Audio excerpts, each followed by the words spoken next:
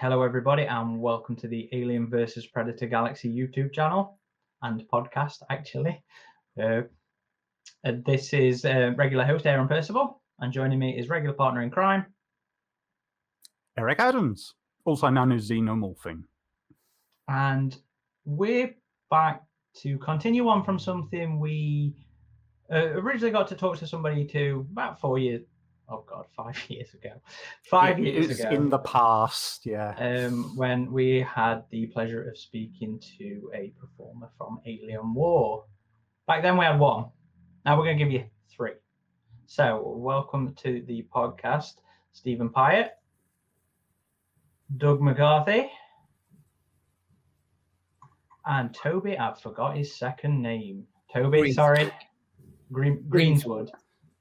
Cool. Well, Greenfield. Welcome. Greenfield. Real cool. Well, welcome to the show, guys. It's a pleasure to have you on. Thank you. And we are quite obviously going to be talking a lot of Alien War, as you can probably tell from the t-shirts we've got as well on display there. Oh, no. Stephen's got the new one. Yeah.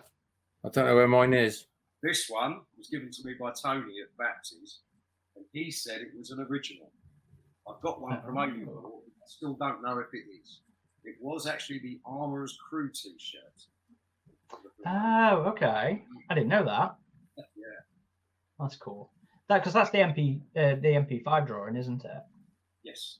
Well, yeah. It's the drawing that was done right back at the start, and then Baptist sort of made it all work. Yeah. Right. Well, we are going to be talking Alien War, and we've got a fuck ton of questions for these guys.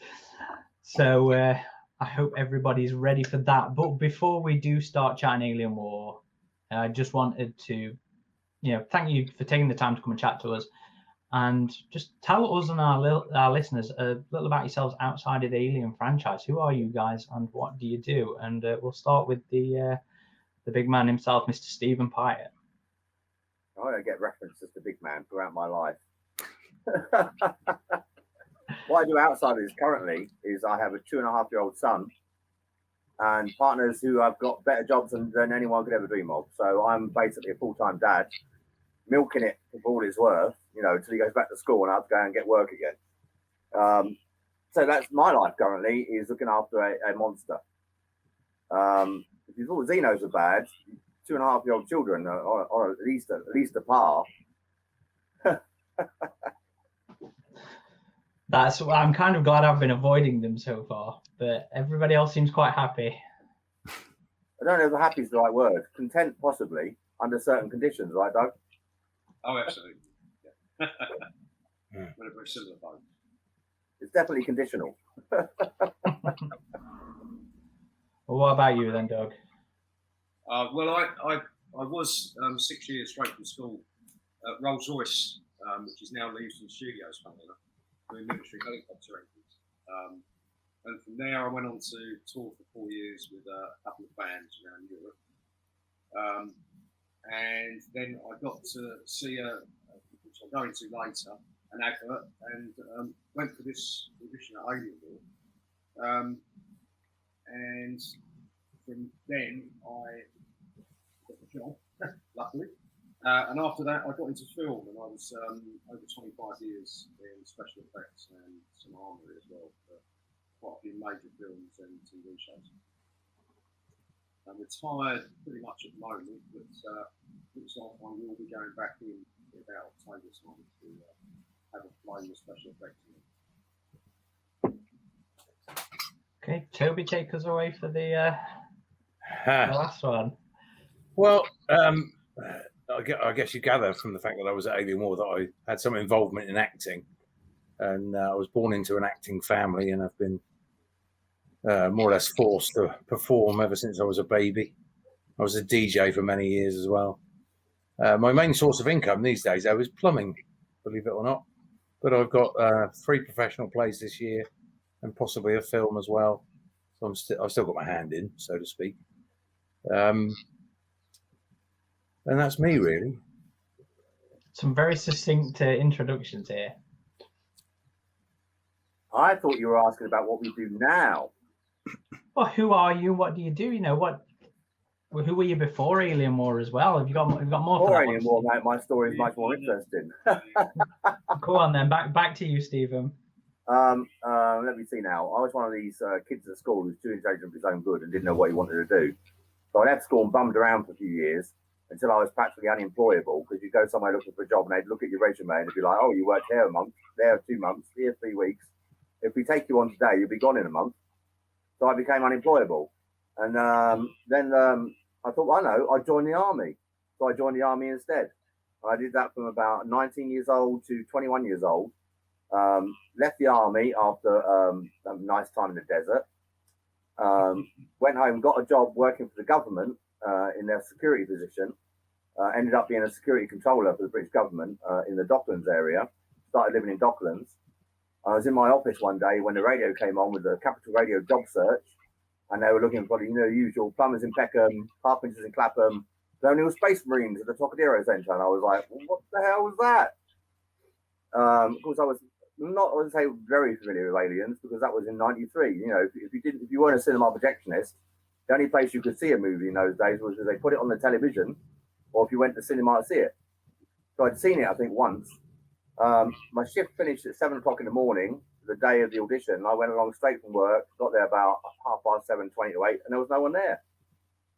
So we can carry this on now, Doug. This leads into the original process, doesn't it? So I went down to McDonald's, and being quite a large chap, you know, I bought up half McDonald's and walking down the street eating like 5 or 6 breakfasts. And there were a couple of people there, and one of them was Lee Marshall, and I think the other one was you, Doug. It was me. Anthony was in front of me. There was someone in front of me. It was me, a Big Stew, and then you. Yeah. So I was like 4th or 5th, I think, in the queue. But I managed to switch around with you and Stu, I think, at some point. I went in before you, didn't I? Yeah, I think it was your military training. Yeah. But you see, when you're the first 5 in the queue, it doesn't matter who goes in first. You know you're going to get seen first. No, we did all go in together as a group of about 8. We sat downstairs, and then we got given the script and about 3 or 4 seconds to learn it, and then one at a time you were thrown onto the stage to perform. You still remember the first 2 lines you had to call out, the ones, the scripted ones? What were they? Well, ladies and gentlemen, welcome to the Wayland-Tutani Alien Research Facility. And then you had the 3. You had 3. You have to remember 3 things at all times, wasn't it? Yes. Yeah. One of them was listen to the Marine and follow his orders. Yeah. Was the other one was stay with the group at all times, I think? All time. The third one we had to ad lib. Steve was classic.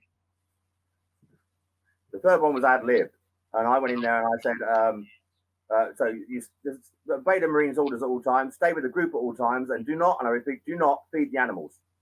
And there was a laugh up in there. And when I walked in there, I was like 18 months out of the real army. So I walked in there, crew cut, bomber jacket, camouflage trousers and boots, in the military bearing, and walked on the stage. And someone up in the darkness went, him!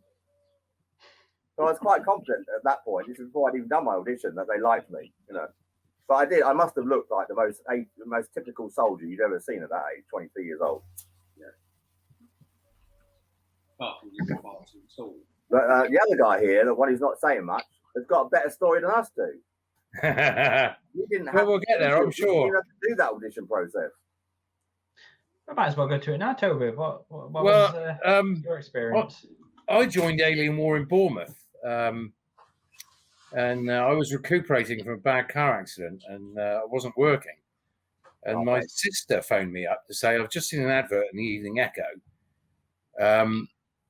She said, all you got to do is dress up as a Marine and stand around on trade stands and things also for the summer season in the Bournemouth International Centre, the BIC. Here's the phone number. So I rang this number and they said, oh, yeah, all right, Saturday, whatever time, 10 o'clock, at the stage door of the pavilion in Bournemouth. Okay. So I turned up and there were hundreds of people there, and I thought, well, blimey, jobs must be short in Bournemouth. Anyway, it was my turn to go in. I was handed a script. You got 5 minutes to learn that, and then you're on stage. Really? I had no idea what I was doing there. I had no idea. I had anything to do with aliens or Alien War. No idea at all. Anyway, I was my turn to go on stage. I walked out, massive stage, and about 6 rows back, there were half a dozen people sitting.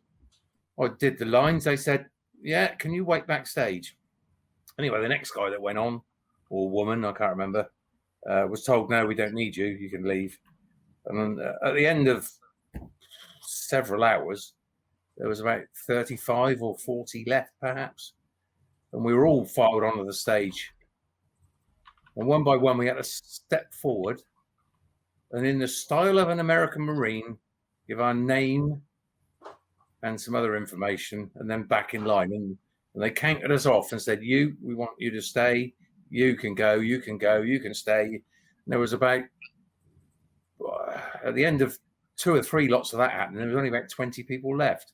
We made up all the Marines, all the plants, all the aliens, all the front of house, everything for Bournemouth. And then, of course, training.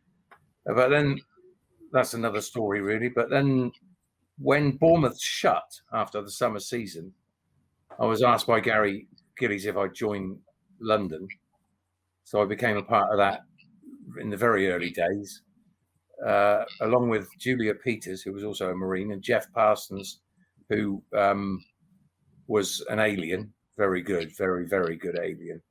And also Bill Thomas, of course, who had joined in Aberdeen. He joined in Aberdeen. He was the tech man for Alien War from Aberdeen through Bournemouth and London until it closed. So that's some dedication, travelling from one end of the country then down to the other part. With the queue outside the Trocadero, there were 4,000 people turned up for 40 vacancies. So they had the best actors they could possibly imagine out of that, 2,000 people. So is it 2,000 people? 40 places, 2,000 people. And we're standing in the queue, and this guy here walks out in the Marine gear on with another chick and was it another chick? You only guy there, wasn't it? With there were several of us. Machine gun looking thing, this big black machine gun looking thing, and then almost immediately got police attention, didn't you? There was several hours later. I was the only one on the street at the time in the gear, and I had a pulse rifle, and this van pulled up, a big red van, and all these armed policemen jumped out on the deck, the spread eagle on the ground. No one would have thought to tell the local police that there might be people with like fake machine guns on the street outside the Trocadero. I don't think that would have made me. They obviously weren't taking any chances, Wow, that must have been an experience. God, I'm only here for an audition. God. They joined in the fun after a while and had a few photographs taken with us and what have you. I bet they did. Yeah, apparently those sort of police like guns. I don't know how they make that connection. Oh, well. So you came from Bournemouth. Stephen, you heard it on the radio, was that right? I lived in Dockland, so I had maybe a 25-minute journey. Okay. And Doug, where did you learn about the opportunity? Well, I was living in Watford at the time, and I was just grabbed a sandwich, and I found a newspaper. And I never read newspapers. I'm just not into it. But I just happened to open this page, and it said 20th century boxes, Alien War London.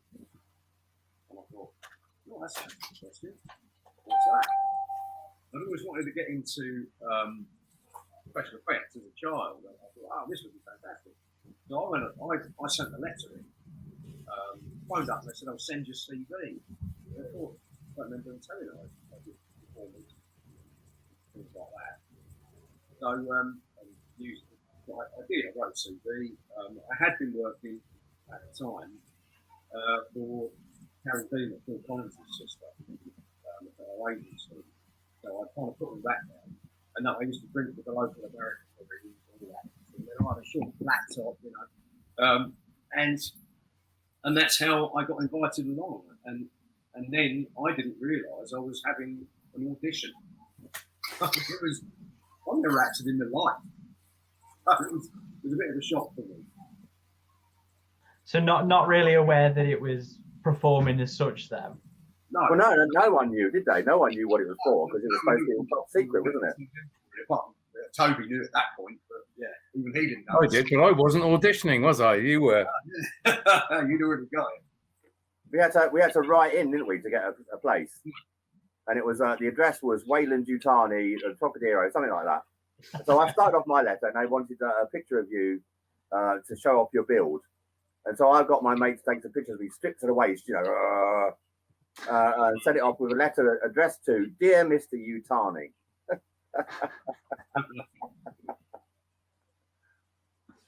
So was a lot of it just physical as well? Then was that the appeal for? Well, I mean, it was very hard work, wasn't it, Stu? I think the casting process, though, they were particularly looking for people that could portray soldiers. And to do that, you're the fit guys, the guys who look fit. Whether you're fit or not is irrelevant. If you look fit, that's what they wanted. It's all make believe, Aaron. It's all made later. None of it's real.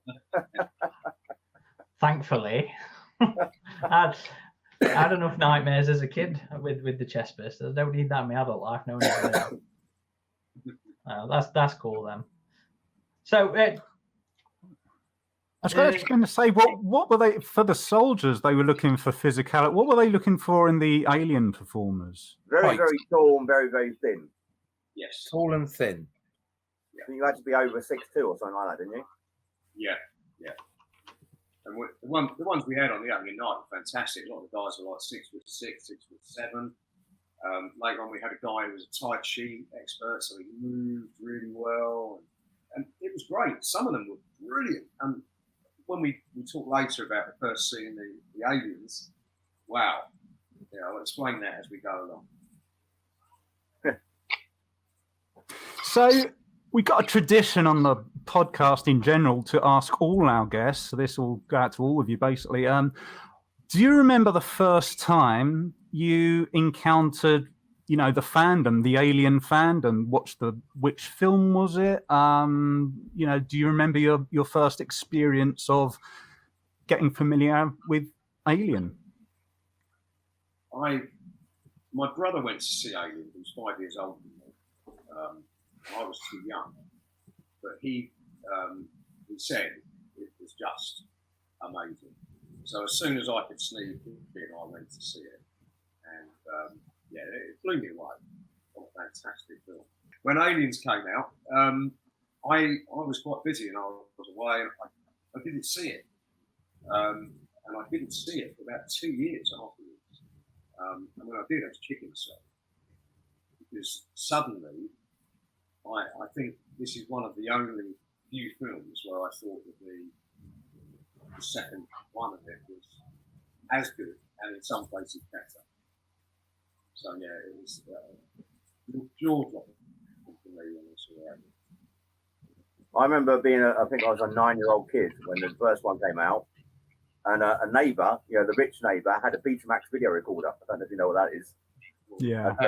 That's like, if you had one of those now, you get a load of money for it, and you get at least a fiver, wouldn't you? In those days, you had video releases that came in 2 stages. They came out to the public, a lot longer after the movie. You're talking like 2 or 3 years. But don't forget rental first as well. If you had a couple of £100, you could buy the movie like 6 months after it was released. As soon as the sales started to die down at the cinema, they'd bung them out on whatever format people could use. And that was the only format available was Betamax. So I remember all the parents getting together to go around to this neighbour's house to watch Alien. And then my mother coming home crying at midnight. What's going on with this breakfast? I was just going about breakfast. I was like, what the hell? And then obviously time passed, and I think I saw Aliens maybe, it must have been on the TV by around about, 88, 89? The theatrical version. They didn't have a director's cut then, did they? It was just the original one. I saw on TV late one night, midnight or something like that. Because even in those days, they put on scary movies late in the evening. There was no 9 o'clock watershed. They just didn't mess around. And that's when I first saw it.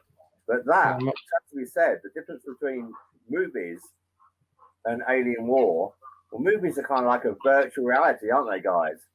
But Alien War was total reality.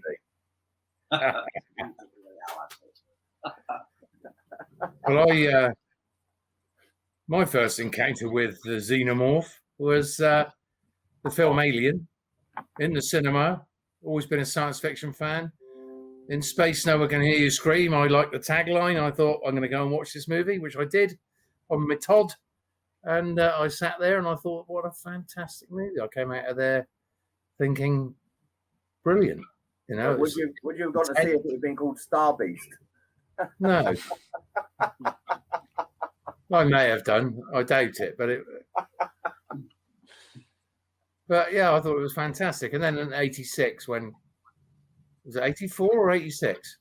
86. 86 Aliens came out. I went to see that as well, and whilst it's very, very good, it's got its own merits. I don't think it's not the same kind of film as Alien.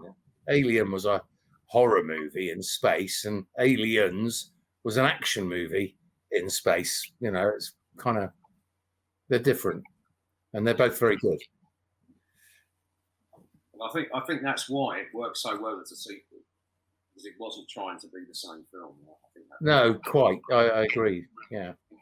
I mean, the Alien design varied quite a lot as well, didn't it? I mean, the original Alien had a smooth head, and then the Aliens ones, they had big lumpy bits down the side, didn't they? There was an issue with lighting, apparently, and also I heard from one of the preacher guys that those clear domes used to crack quite regularly. From the heat. From the heat, yeah, the studio lights, yeah.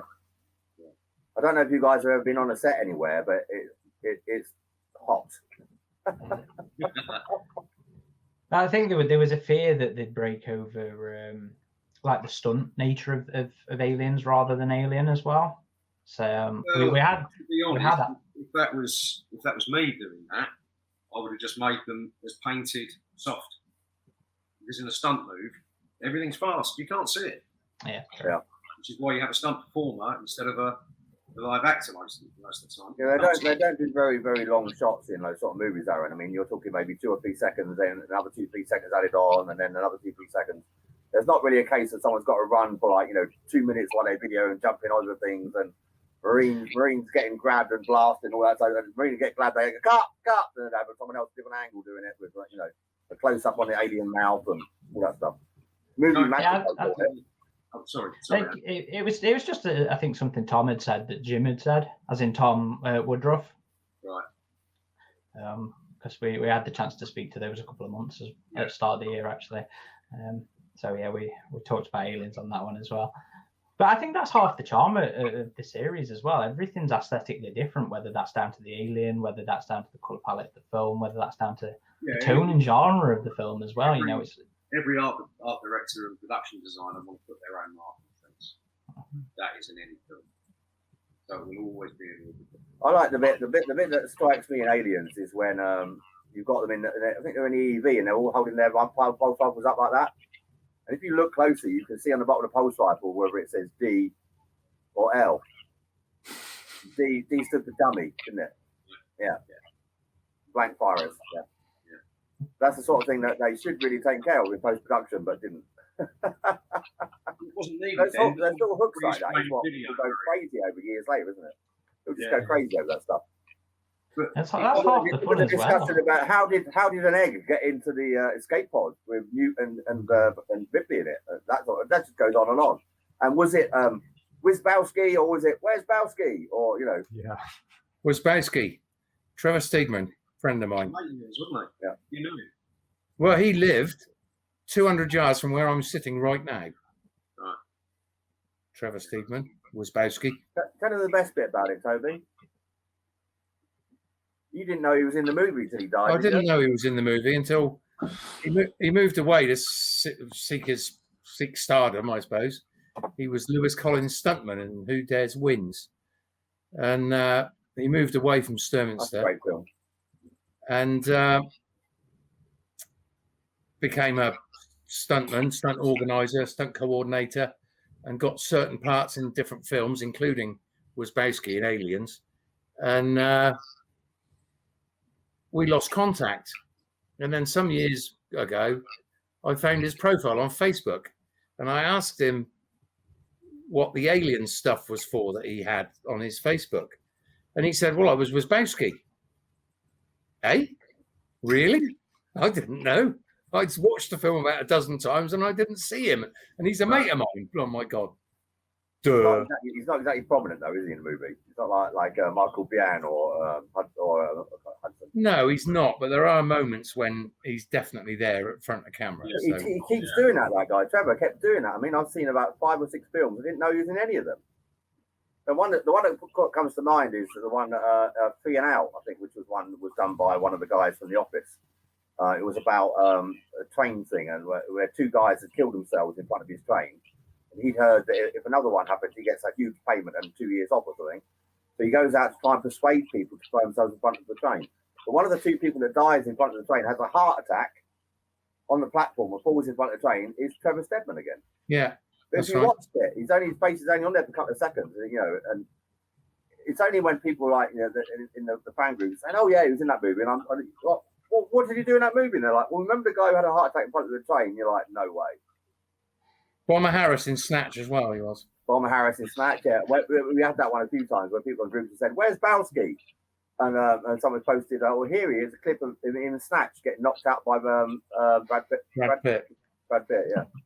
One punch. So, Eric, just going back to your original question about, I'm gonna read it out because it makes sense to me. About asking the first time you ever encountered the alien. Well, that was the opening night, and I've told Toby and Steve about this. Toby took the first group through. I took the second group, and we didn't have pulse rifles working at the time, so we were given blank fire. And I was given a German Wolf at P-38 from World War II. I thought, oh, really? That's going to shoot aliens, is it? So we've done all the rehearsing with the guys. They were tall, slim, did the moves. We'd never seen an alien suit. I hadn't, on a person. I was expecting one alien. So the first Have you not done rehearsals? We had rehearsals with no costumes. Oh. So we hadn't seen anything. Most of our rehearsals, we didn't do on-set rehearsals, did we? It was marked out with chalk, okay? So we knew the base as chalk lines. When we went in there, because it was still being built on the day, on the opening night, I had to help grind through the wall to take the door, put a door in. Okay? So we were all working on it. The first attack, got them all in. They backed up. I've got Brian Glover, all the Alien 3 guys, and I'm giving it the best. Right, oh yeah, motion tracker, we got movements, blah, blah, blah. Flick the switch, the lights go out, the screen comes on, and you expect an alien to be standing there. Only there was 3 of them. And I bricked it. I didn't like it. The strobe lighting was just amazing. There was one crawling along the floor, one stood up like that and put his hands out and moved his head, and one dropped from the ceiling. And I was like, ah! And I'm trying to shoot this blank fire that jammed. Wow. Get the mag back and click, bang, bang, bang, run! And I absolutely, it scared the hell out of me. And it wasn't until I'd gone round, I realised how stupid. I was expecting it. But that first memory has stuck with me, and I will never forget it. That's brilliant. Just to hear that it affects you as well. If you're a Marine, it was different because you knew what was going to happen. But the civilians had no concept. They had no idea at all. And I remember I was there about 6 months before I thought, well, I'm not even been through this yet as a civilian. So I joined the group. And there's me who knows all the alien actors by first name basis, all the Marines by first name, know the layout of the base. I've gone through this group. The alien appears, and I shat myself. Same as Doug. Because I haven't got a weapon. Oh my God. And that's that guy over there. And let's say who probably you're thinking probably isn't as competent a soldier as I was, who's got the gun. What you wanted to do was elbow him, get the gun, save them, and do a leg it. Leave the people to the alien. But yeah, it was scary as hell. Even if you knew everything, it was still scary. Because we'd analyse this later. Your brain has a flight or fight mechanism, but it doesn't take chances. If your brain thinks there's any slight danger, it's always going to press, okay, run. Always. So you get that primal fear. You just seen you come out of the cave in the morning, you just seen a leopard. That sort of thing. You run. Don't risk it. Run. Everybody got like that. Even Did the you ones who sort of sometimes get? attack the aliens out of maybe fear or surprise, or they had the same thing going through their head. It wasn't like I'm going to show when I tap on him. It was like run. Did you get jaded to it over time though, or was it always still effective for you? Did it stay that immersive for you guys? For me, I didn't stay there as long as these two. I did the Bournemouth run, and then I worked full time on it from opening up till Christmas, and then I went away to New Zealand for 6 weeks, I think, in January. And when I came back, actually, I think I was still full time when I came back, but it became too much for me, traveling from Oxford in every day, and I couldn't afford to live in London. The money, to be honest with you. That's when I took over supervisor at Christmas. And then, I remember you came to me and asked if I could change your shifts. Yeah. The money, to be honest with you, wasn't very good. You had to love it. And I did love the job, but I had to live as well. And so I moved back to Dorset and used to get out on a train on a Saturday morning, stay with Bill on a Saturday night, and travel back on a train on a Sunday. And I loved it. I bloody loved it. But it went wrong for me. I think, to answer your question directly, did we ever get jaded from terrifying groups of people? No.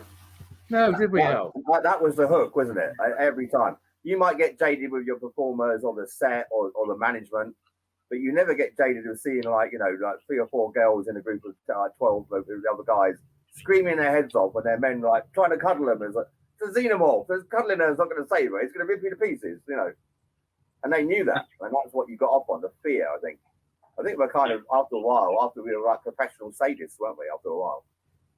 How can we make it scarier to get even more of a fear reaction out of these people? They were terrified. I mean, Xenomorph Eric at the top there, he'll tell you, it was scary, right, Eric? Yeah. Most of it was down to the strobe lighting, from what I remember. That did a lot. So much. Well, there is a difference between actors doing the rounds, but when you got that strobe lighting, it just adds a whole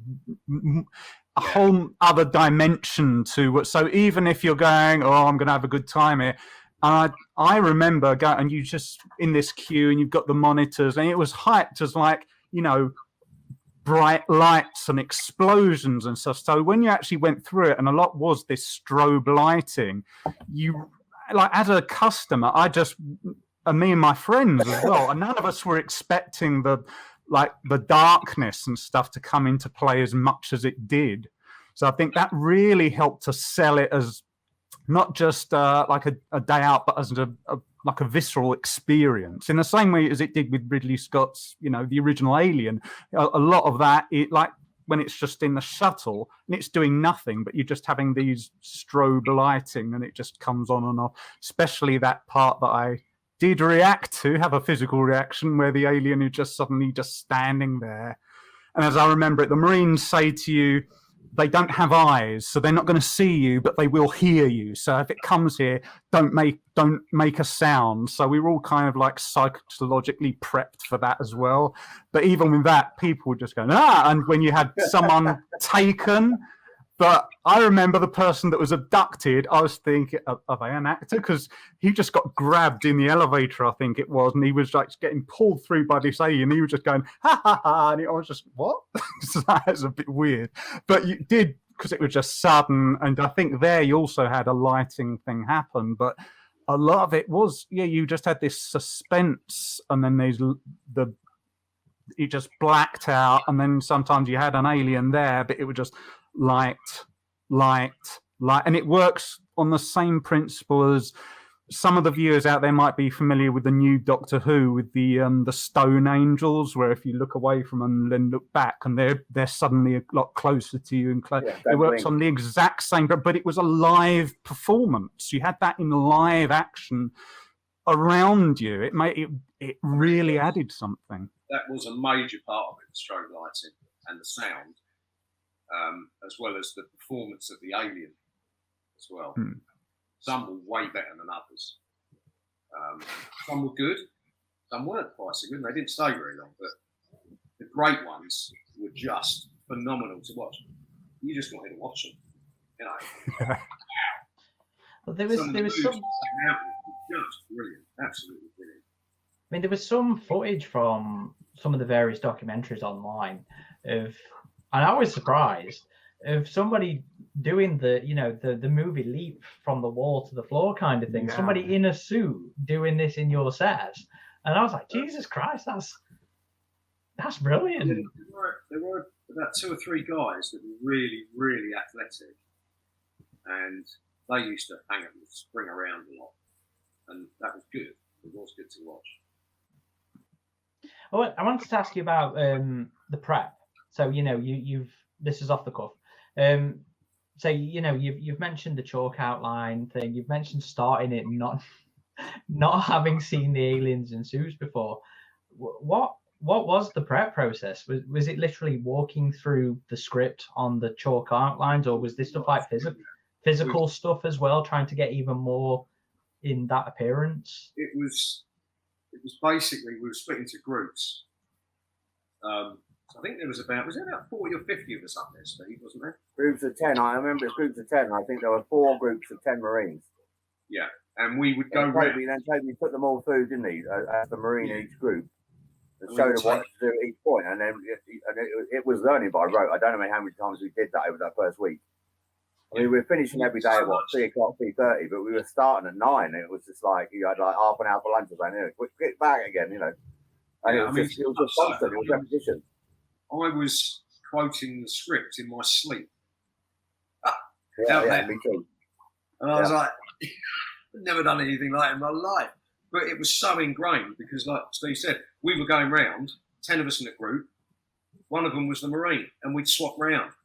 So for every 10 goes, you got to do it. But by that time, you picked up what was good and what was bad of the other people. So you learned quickly because we all knew that not all of us were going to have a job. So we were really trying to be there for the open. Yeah, they took on 40 at the audition, but they didn't take on 40 for the actual attraction, did they? Yeah. And how many did they lose out of that? Was it another 10 or something? I think it was 10 on the first night. Yeah, something like that. And I was also working out my notice for the government doing night shift. So I was going to work in the evening at 7 p.m. to 7 a.m. Leaving work and getting there for 9 and working through till 3 o'clock. So getting home at like 4:30, having an hour and a half sleep, then going to do another 12-hour shift at work at night, and then carried on for the rest of the week. So I must have kept the Pro Plus company afloat that entire week. Amount of money. I don't know if I get Pro Plus and some more coffee. And the last night there was Thursday. I can't remember. We finished on a Thursday, didn't we? Because the Friday was the next night. We finished on a Thursday or something, and they said, "Oh, we got some film crew coming along later on to do some filming." And I guess that even at that point, I was still the one who looked most like a soldier. So they said, "Steve, you can stay behind for the film," and I'm like, "Huh? What? Okay." And these guys are all fucked off down the pub, and I'm still there in the 2 or 3 hours in the Marine gear for a film crew that didn't actually turn up. Oh, that's even fucking worse. Oh. Yeah. Did it attract?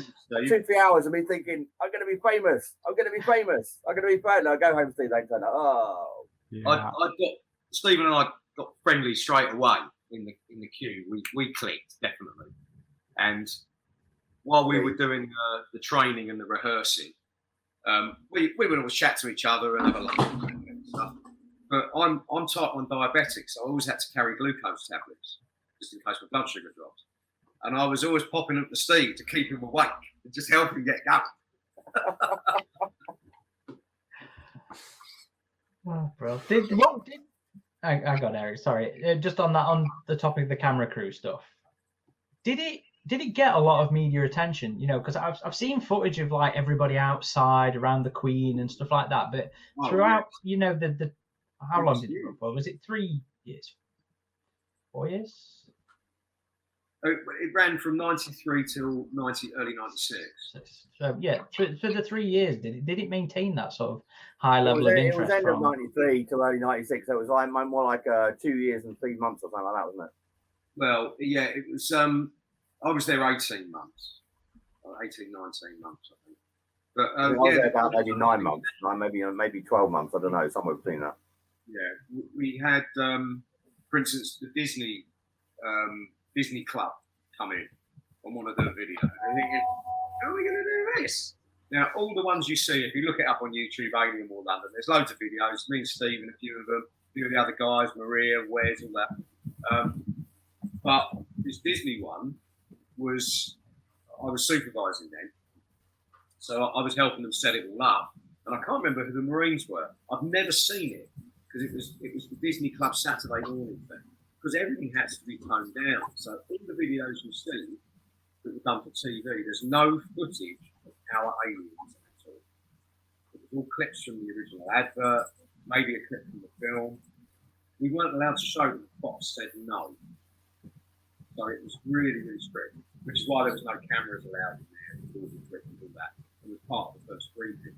But yeah, things were happening through all that time where a company would come and say, look, can we do a thing on this, like an editorial or a show for our TV show and blah, blah, blah. And it did happen. The majority was at the start, because it was a new thing and everyone wanted to get involved, you know. But it did carry on. Okay, that's cool. It's interesting to hear how high the interest maintains with this kind of thing as well, because it's like I said, even now it is a part of the fandom. You know, it's this huge part of the history. So it's good to hear it was still like that back then. So I mean, sorry. I was just going to say on the subject of the, going back to the opening night stuff. I mean, what you mentioned, Brian Glover, no longer with us, of course, and some of the Alien 3 people. You also had Sigourney Weaver being led around. Can you talk about how any moments that stood out for you from their reactions or anything? Yeah, I've got. Can I do this one first, Doug? Because mine's very brief. Yeah, go on. I don't know about any of that because I was the looker. So they had me up outside at the top gate, standing on the street, being filmed by film crews, watching everyone come in and standing there, like, doing basically the paparazzi guarding with my mate Tim. That was it. Yeah. I was up there for about 2.5 hours, I think. But Doug downstairs, really good. The golden boy downstairs here got to take the famous people through. That was Toby, and he's not here. Where's he gone? Toby, there was a toss of a coin. Apparently, there was a toss of a coin that Gary Gillis did, whether Toby or myself would take Sigourney through. Toby won the toss, and he took the first ever group, which was Sigourney, Lance Henriksen, quite a lot of the Fox executives, I think. And the second group was my one, which was Brian Glover, a few of the Alien 3 guys, some of the producers. Brian's son was in there as well. But before we actually started doing all this, Gary had told all of us, he said, if anybody asks you if you're actors, you say no. You are the Colonial Marine Corps. Okay, right, fair enough. So Sigourney, I was asked to tail her and keep an eye on her for about an hour or so. And there's quite a lot of photos, actually. I'll send some over to you later, which we've still got. But she turned around to me and she said, so, are you guys actors? I went, no, man, Marines. Just looked at her. And she Maria went, has the same story. Yeah. Maria Bergman, who was basically Al Vasquez, because she looked the part, so she had the red bandana. Everyone knows Maria, right? She was actually given the job of bodyguarding Sigourney later on, so she had to follow her around everywhere. And Sigourney also said to her, are you an actress? And she said, no, ma'am, I'm a Marine. And she was apparently, at this point, I imagine Sigourney had asked maybe half a dozen of the cast, are you an actor? No, Marine, ma'am. So it was all as one, wasn't it? But then that's not difficult. You're telling an actor basically, stay in role. Yeah. Okay. Did she ever find out about that little instruction? Sorry. I don't know. I don't think so. I don't think she found out. Oh. Might have been she was asking you, are you an actor? I could put you in contact with another production or something. I'd just like to say something. I worked with Sigourney again on a movie in Spain called The Cold Light of Day. I think it was about 2009. And I spoke to her. We were on set and I'd just been wiring up some pyrotechnics. And I spoke to her and I said, I've met you before. And she said, oh, really? What was that on? I said, Alien War. And she went, oh my God, Toby's back. Hey! And I said to her about that time when she said, are you an actor? And I said, no, ma'am, I'm a Marine. So I did tell her. Good. What did you think of that one? Yeah, Toby might be able to contribute. We were just saying about opening night and leading Sigourney Weaver, Brian Glover, all those guests around. We were just wondering if you had any, memories from their experiences going around the VIPs. Well, they had a toss, didn't they, Toby? And you came first. Well, I see. I've never said this before, but I remember that slightly differently. But it doesn't matter really. That's Yeah. It was tell Doug McCarthy we tossed a coin.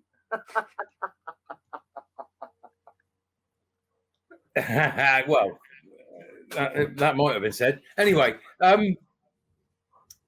I took the first group in, which was Sigourney Weaver, Lance Henriksen, Rico Ross,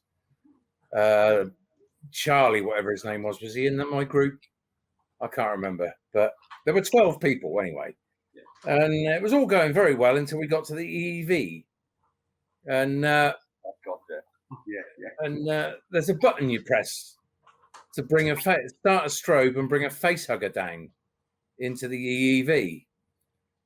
And the strobe went off, but there was no face hugger. Didn't appear. So there was no alien in those days, was there? There was no alien in the EV. It was all the face hugger. You're supposed to go, face hugger, and run away. Didn't like that. So I pressed the button again, and it still didn't come. I just pulled the pistol out of my holster, stuck it up the hole where the strobe was coming from, let off 2 or 3 shots, and said, "Move it and get out!" And we ran out the door. Of course, it bloody loud noise in a confined area with Sigourney Weaver, Lance Henriksen, Rico Ross, and all these dignitaries. And I got some funny looks, I can tell you. It was bloody loud. Anyway, there we are. Away with it though, because you're in charge. What about over the course of the rest of the attraction's life? In terms of celebrity guests, that is, it was the #1 attraction in London for ages. And Carrie Henn went through it, and there's a story about Michael Jackson's bodyguard running out screaming. Did you guys? Jonah Lomu went through it. I took Les Dennis through it. And that's enough said, because if I say any more, I'll get done for slander. Enough. We had one day, someone came and got me. I think I was upstairs and said, "Steve, we need you downstairs." And I was like, "Why?" I said, I'm handing out leaflets. They were like, "We need you to take a group through." And I said, "Well, who's the group?" They said, "It's the New Zealand All Blacks." Oh, wow. Okay, this was at the height of their fame when they were winning everything. And their star player, Jonah Lomu, who's like 6'6" and weighed about 25 stone, was like the sort of boss, the team captain. And there he was. There he was. And Julian was there. I think Julian was crapping himself. And we took them in. And when that EEV door opened, and after they ripped the face hugger mechanics out, thrown it away, and we had a live alien come in, as Eric will testify. Hey, Eric. Yeah. So we had the alien appear. Jonah Lomu took one look at it, shrieked, and he was gone through the open door. He was out there, and we were supposed to come out there and turn right. He went out and turned left. We had to send another Marine to search the base with Jonah Lomu, and they found him up in the egg chamber, sort of like in the corner, terrified. And it was like, what the hell's going on? The guy was so athletic. It's got to be said, he was a giant, but he moved like he wanted to be God. He was gone. There's no one could catch him either. It was like a 30-mile-an-hour runner or something, wasn't he? He was like, massively fast. Yeah. I mean, we had quite a lot of people come in. I wrote a few down. The door was open, I think. Graham McPherson, the Sudsy from Madness, he didn't go in until I had a good chat with him, and he was working with a musician I knew at the time.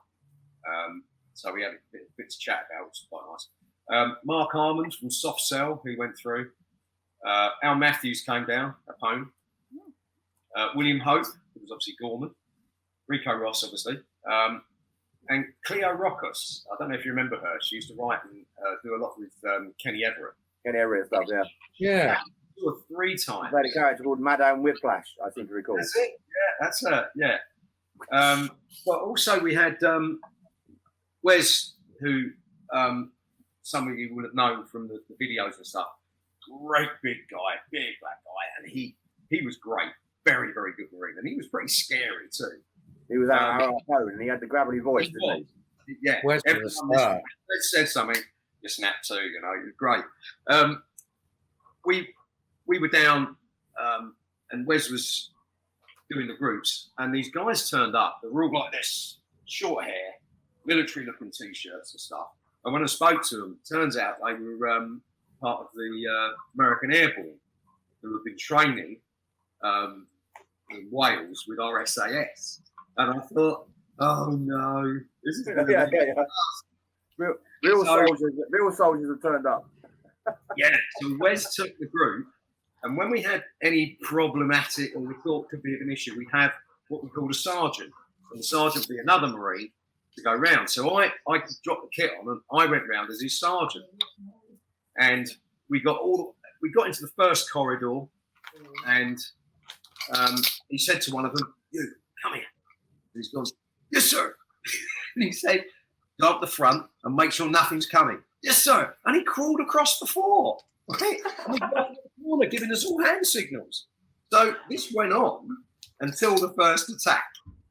And they panicked, absolutely panicked. They were punching and kicking each other, trying to get out of the way. But in the EEV, Wes went to the door, and that's where our trigger switch was to turn the lights off, get the alien screen, and to slide the door out and get everybody out, and then fire a couple of shots, and you're with them. Well, I was down near where the alien was to make sure they came out and wouldn't cause any problems and start trying to nick an alien or whatever. And it kicked off, and they went crazy. They were running along the top of the seats, the walls, elbowing each other. They didn't care who they were punching and kicking. And they got out the door so quick, it was unbelievable, because they were big guys too. It was so much fun to watch. And they were no trouble at all. And we spoke to them all afterwards and thanked them, because it was one of the best groups we'd ever taken. So, Did you have people, like you were saying with the all bikes guy, did just disappear down the wrong way? Did that happen often? Did people just panic and run? No, because there was a construction design, outside the EV that you could go to the left and up the steps. Couldn't you? Was that right? No, you go straight on and up the steps. Yeah. Or you follow the Marine round to the right towards the lift. But the thing was, maybe a gate there. Well, we did put a door there in the end, a big steel sliding door actually. Yeah. When it towards the end. But it was up to the Marine to stop people doing that. And if the Marine could quite get to a position, sometimes that could happen, yeah. But we also had the drunk firemen from the local fire station on their Christmas party. And I think it was Mark Shawner was the alien at the barrel attack. The barrel attack is this big, long, dark tunnel, and you get them all down there, you're at the back. You can be seen. They can't see anything apart from you behind them. At the end, there's a couple of big barrels and an alien waiting with his finger on the switch. So, bang, the barrels go over, everyone panics. They run back to you and follow you around the corner. Well, I went running around the corner. Where are they? So I've run back and bumped into 12 firemen carrying this alien going, "We got him for you." He wasn't very happy about it, Mark, but it was funny. How did you improvise from that? Did you just say, like, "Yeah, put the alien down, we'll go over and shoot him"? They put him down and he legged it. He was really good, Mark. He was on the ball. What did that guy think when you met him, like, in the tea room later? Was he like, "What the hell happened to me?" Yeah, he wasn't very happy about it. Ruined my gag. Oh, he was a bit nice, but he's brilliant. He was a funny guy, Mark. And yeah. We did have was it a tea? Wasn't it really a tea room? Was it? What do we call that? The one that was on in the base. The tech room. The tech room. Yeah, we all had like there was a sofa in there. I seem to remember. Was there a sofa in there or something? Well, there was a few chairs. I think there was a sort of soft sofa or something put in there at one So point. the aliens, the Marines will be working, a 15-minute patrol, you're working for 15 minutes. But the aliens had like a 30-second attack every group that came around, and that might be once every 5 minutes, once every quarter hour. So they were, they had a good job, really. But because they didn't really know when the group would be coming, because there was no sort of audible cue until you heard them just coming up to where you were supposed to be, they would often sit down and read the paper. And because they got comfortable in the suits, they'd have their heads on still reading a newspaper, and it was right next to the fire exit. And sometimes people would either mistakenly or try and sneak in through the fire exit. And they'd be confronted by aliens sitting down. All as one would, the heads would slowly turn around, look at them, And things were like, teenagers, they'd scream and run away, Yeah. That was quite funny. That happened quite a lot.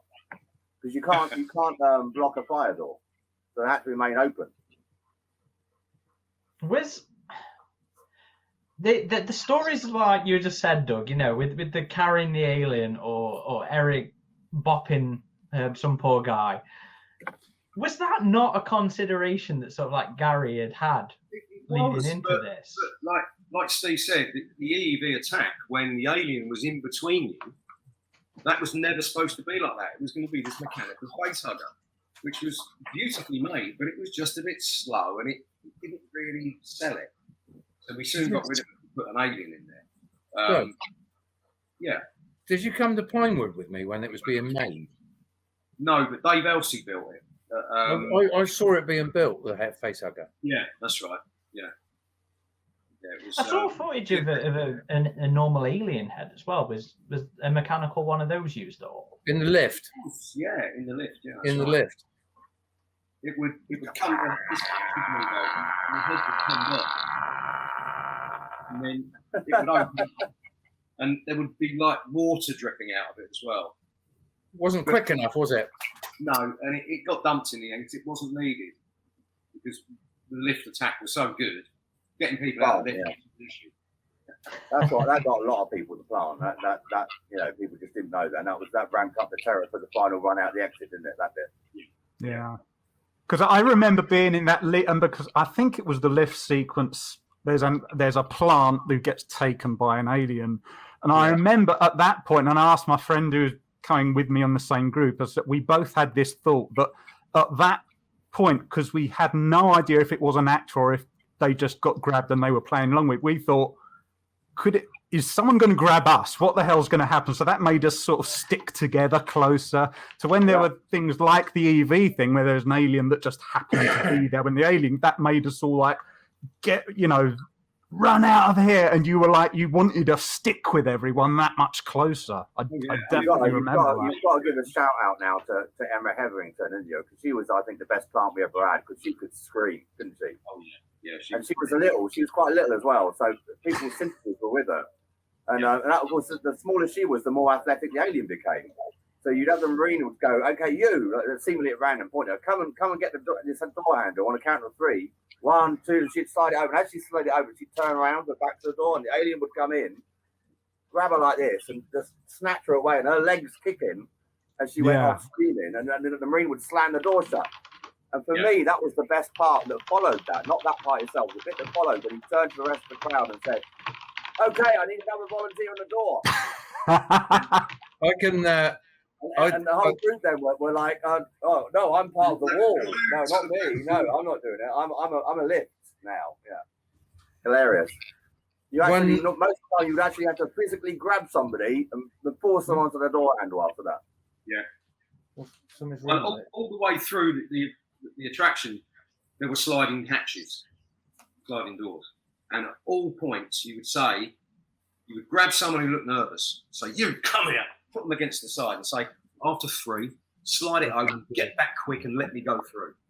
And you go 1, 2, and they've gone, and they've disappeared. And you go through. And the last one, you always say, shut the hatch behind you, you don't want them sneaking up on us. So it was set then for the next group. And we did that all the way round. So when you got to the lift, and everyone's piling at the lift, we're going to get out, yay! And the last person tagged on from a little secret door was our plant. It's quite dark in there, as you probably remember it. You get in, and you'd slide the door shut. Hey, we're getting out. flick the switch, the hydraulics move up, and it only goes up about 12 inches. And then it went bang, bang, bang, bang, and the lights went. And it felt like you were dropping 15 feet. It was very, very well done. And you say, right, you at the front. Now it's pitch black. You at the front, who's the plant, and like Steve said, it's got a hand on the door handle. Okay? So, and you're doing all this spiel quite loudly. So the alien on the outside's just got his bag out, and he's walking up the steps and got his hands on the handle this way. 1, 2, and on 2, the alien would swing the door open, and that meant the plant swung round and faced the group. And the alien just went, oh, gone. And the Marines like, shoot the gun, shut the door. Woo! And that was, it just got everybody. And it was so much fun. It really was good fun. I don't think a single person actually realised that the plant and joined the group about, a minute earlier. Well, I can tell you one story where the plant was definitely recognised. Bill Thomas told me this story. He was in tech. And there was a group going round, and the alien said to him, "The tech's gone off to the toilet. The plant's gone off to the toilet, whoever it was. Can you do it?" So Bill said, "Yeah, all right, I'll join the group." So he said, and Bill told me this. So I snuck on the end of this group, and we got in the lift, shut the door. There's a Marine, 12 black women, and me. And they're all looking at me and say, "Where did he come from?" So didn't work on that occasion, but there we are.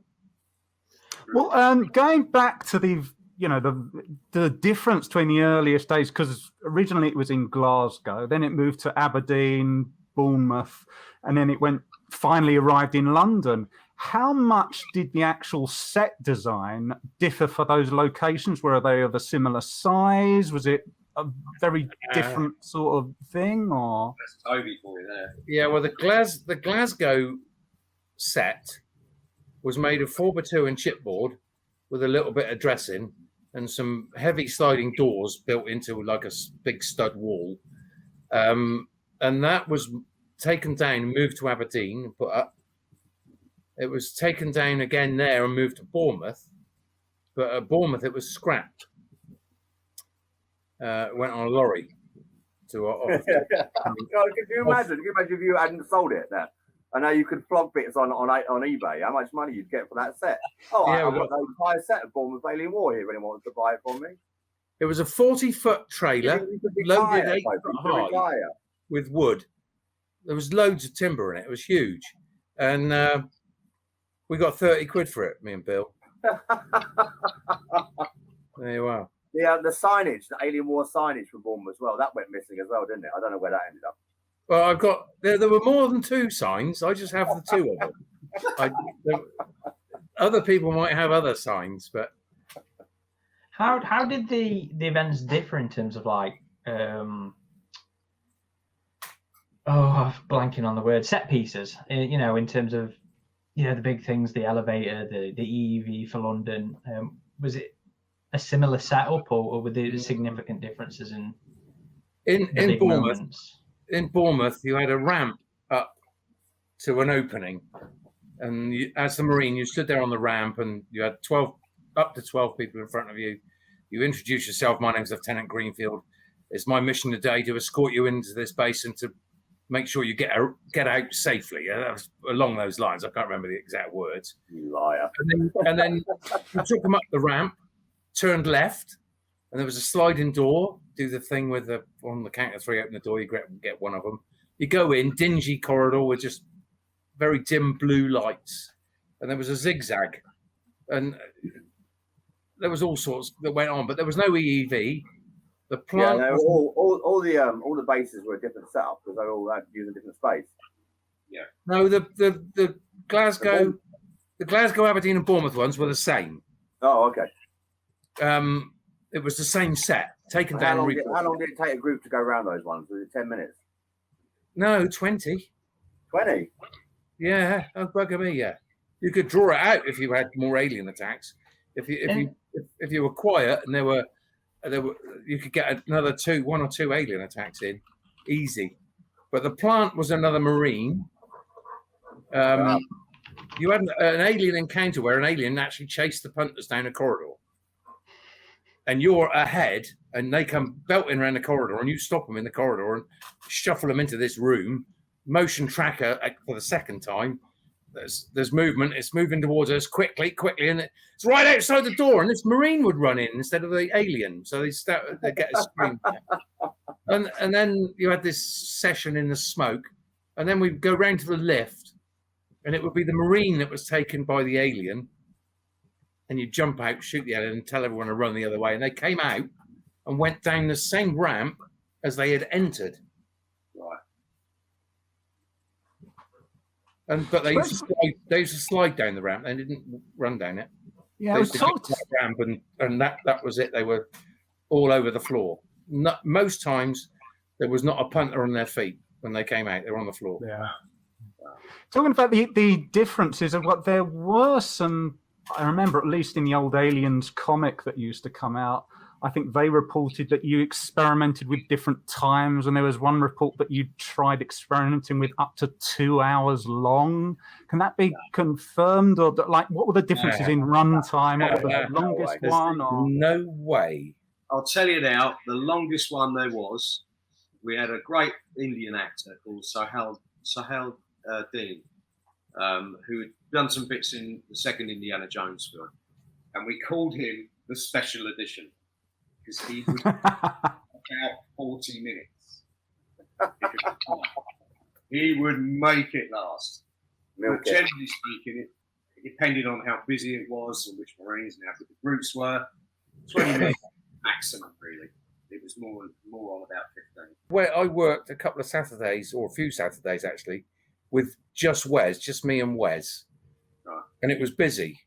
And you'd go in, do a group, get around as quick as you could, sub 10 minutes, less than 10 minutes in there. Come out, be handed another pistol with a few rounds in it, straight back in. And Wes would be in halfway round when I was going in, and vice versa. When he was going back in with another group, I'd be halfway round. And we did that hours, and it was hard work. Yeah, absolutely. Yeah, Saturdays were a really, really busy day. I didn't find it that difficult personally. I mean, I sound like a boast. Sitting on your ass, yeah. Like early 20s. You two guys are older, and I'd had been in the army 8 months earlier, so my fitness was probably a bit better. But yeah, I mean, you're right though. You know, you coming in and out, and it just got. It was physically exerting. If you were fit, but if you weren't fit, you were screwed. Oh yeah. But I mean, a lot of people have voice problems. And Shouting, yeah. Who was the voice of Audrey 2 on the stage show, and he had to give up because it was destroying his voice. Wow. Oh yeah, he didn't last long. So you guys have mentioned, improvising and the way that you would also realize things weren't necessary, like the animatronic alien head and stuff like that. How much did the details of the attraction sort of develop over the course of the run? Was there a lot of was it often changing, or did it settle? One of the funniest ones was after the first attack. There's a slow bit where you go around towards upstairs to the barrel attack, and we just hung up bits of black thread. Everyone was going, just that. You have to remember, and then no two groups. Sorry, Doug. Yeah. I was just going to say that you have to remember that no two groups were ever the same. That's right. Never. Because you had a group of 12 people who didn't know what was going on. They didn't have a script. They hadn't rehearsed it. And they all did different things. Yeah, I mean, after the first week, everyone was off script, weren't they? And you had to have the ability to ad-lib and improvise every second of the way around that tour. Yeah. And if you couldn't do that, sometimes you were in trouble, because the group of 12 people, there might be someone in it who could take over from you, basically. Yeah. Never happened to me, but I know one or two it did. Wow. Battlefield promotion. Yeah. I mean, I was pretty much always wore the helmet, but they were hot and horrible things to wear. A lot of people wore baseball caps. Some people put like a microphone on, and the good reason for having that, and that was brought up during our training, was if you've got that, at any point you forget your lines, you can go and try and remember it. And that's what we did. I mean, it all added to it. And the best thing you could do in the first corridor, when everyone comes in, and the last person shuts the hatch into the briefing room, and you say, right, we're going to check the corner wrecking, wait here, stay in single file, do not get in my line of fire. Quiet. Hush them down, get in quiet, get into the wall. And then you just go, that's all you had to do, panic. And it was down to the Marines to really build it up. Definitely. And if you did it right, you would have squeezed so much. I hope I meant that point when you were training. Yeah. There are a lot more innovations that started happening about 6 months after opening, but that was a change in the supervisory role in the aliens, and that started getting a lot better then. I mean, originally there was no alien attack at the lift. The last time you saw the alien was when the plant went, wasn't it? And then you had to get them to the bottom of the steps when they're on the flat there, and then pretend you'd seen an alien and get them all running. Of course, you always get a couple in the group that go, "What? I don't see anything." So we put an alien attack in there, but that's another question for later, isn't it? Well, we might as well move on to that one now, actually, because that's quite relevant. You know, Steve, you were an alien and in a Phil Tippett-esque role, the alien supervisor. So tell us, tell us a little about the role and a little about being in those alien suits. I'm not sure if it was true, but I remember hearing rumors about them actually being stunt suits from the film available to you guys as well. You know what was? No. They were basically black spandex with rubber patches attached, which looked good in strobe light, but didn't look good in daylight, did it, guys? Lycra suits. These ones were molded from an original suit from Fox, one of the stunt suits. They're exactly the same, apart from the centre neck. Instead of it going up, John Riddell refitted it, sculpted it down, because when people did that, it would knock the head off. But they weren't exactly the same. So after the success of the first few months, you've only got so many people in the world that want to do it. And the attendance started to drop off a bit. And that's why Toby was mentioning there was only 2 Marines on a Saturday. I mean, you couldn't have done that right at the start. You must have been a few months in there, Toby. Because you had like 3 or 4 groups. You had 3 or 4 groups in the base at one time at the start. And then after that, you'd have maybe 1 group an hour. And so what happened there was that the shifts you were allocated got less and less. And that was a kind of dividing line between the locals and the people that weren't local. Because the locals always get there. You know, you've got your travel card. It's quite cheap to travel in London if you live in London. But travelling from outside no longer became viable. So a lot of people left. And some of the aliens left. And I had an opportunity then to become alien supervisor. And I was like, well, what's alien supervisor do? Well, they direct the attacks and they work out the shift rate for the aliens. I was like, I work out the shift rate for the aliens. All right. So then just wrote myself in load more shifts. So I was then like happy and getting a decent wage again. And no one else suffered from that because people had left, and it just meant I worked more. But that then meant I was on the set a lot more often. And you become a lot more pally with aliens. And, and to say that the Marines were great actors, it was an understatement. But the aliens, to say they were mischievous would be like a bigger understatement. And the Marines got off on watching people get scared, but the aliens got off on scaring people. So it's a whole different world. And so we just started putting in new attacks. And we test these attacks out. And of course, you didn't need to tell the Colonial Marines these attacks happening to start with, because their surprise just added to the show.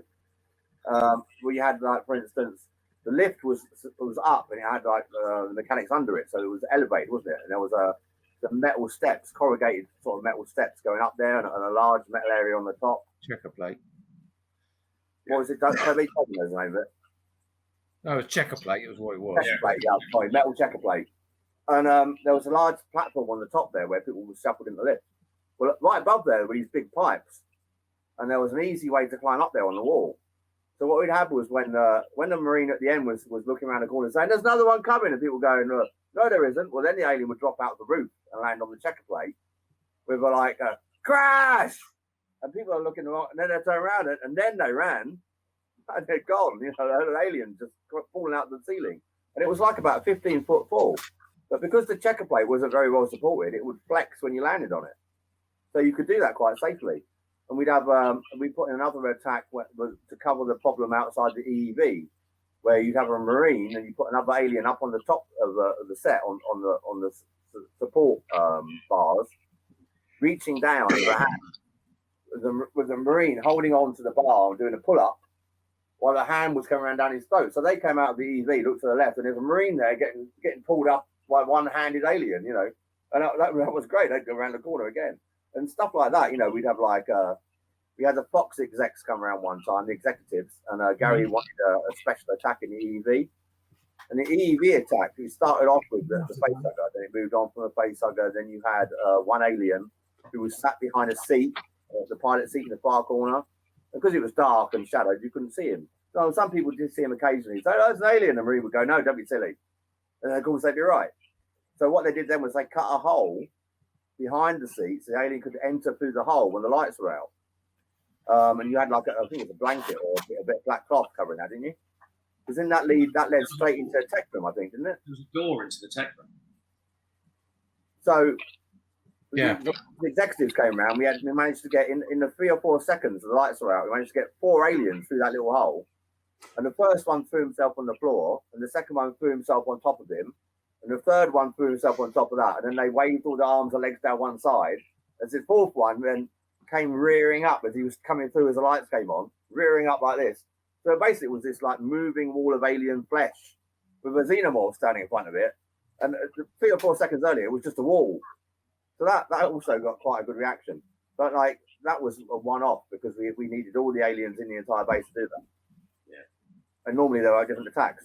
So being the alien supervisor was great because I suddenly got, you know, decent amount of shifts, and I could make sure that the other guys got decent amount of shifts. Another guy left and there were like only 3 full-time aliens on. But the big problem with the suits, and I think Doug will attest to this, wasn't where they came from or what they were made of or how realistic they were. The problem with the suits was that as you went on and you lost more and more suits to damage, that there were less suits then for the aliens. And there were no plans whatsoever to launder the suits.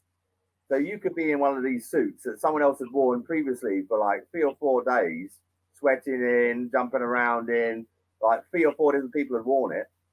And so what we did at that point was that the aliens are still in the cast, took their suits home with them and washed them in their washing machines. If you turn them inside out so the rubber was on the inside, it didn't damage the paint. And so that was fine. And then we were like the cleanest guys in town. You know, coming from a situation where you're putting on a suit that's got the sweat of about 30,000 other people in it, or whatever it felt like, to this nicely laundered, smelling of Lenore suit and zipping it out the back. It was like luxury. It was like, you know, my suit here.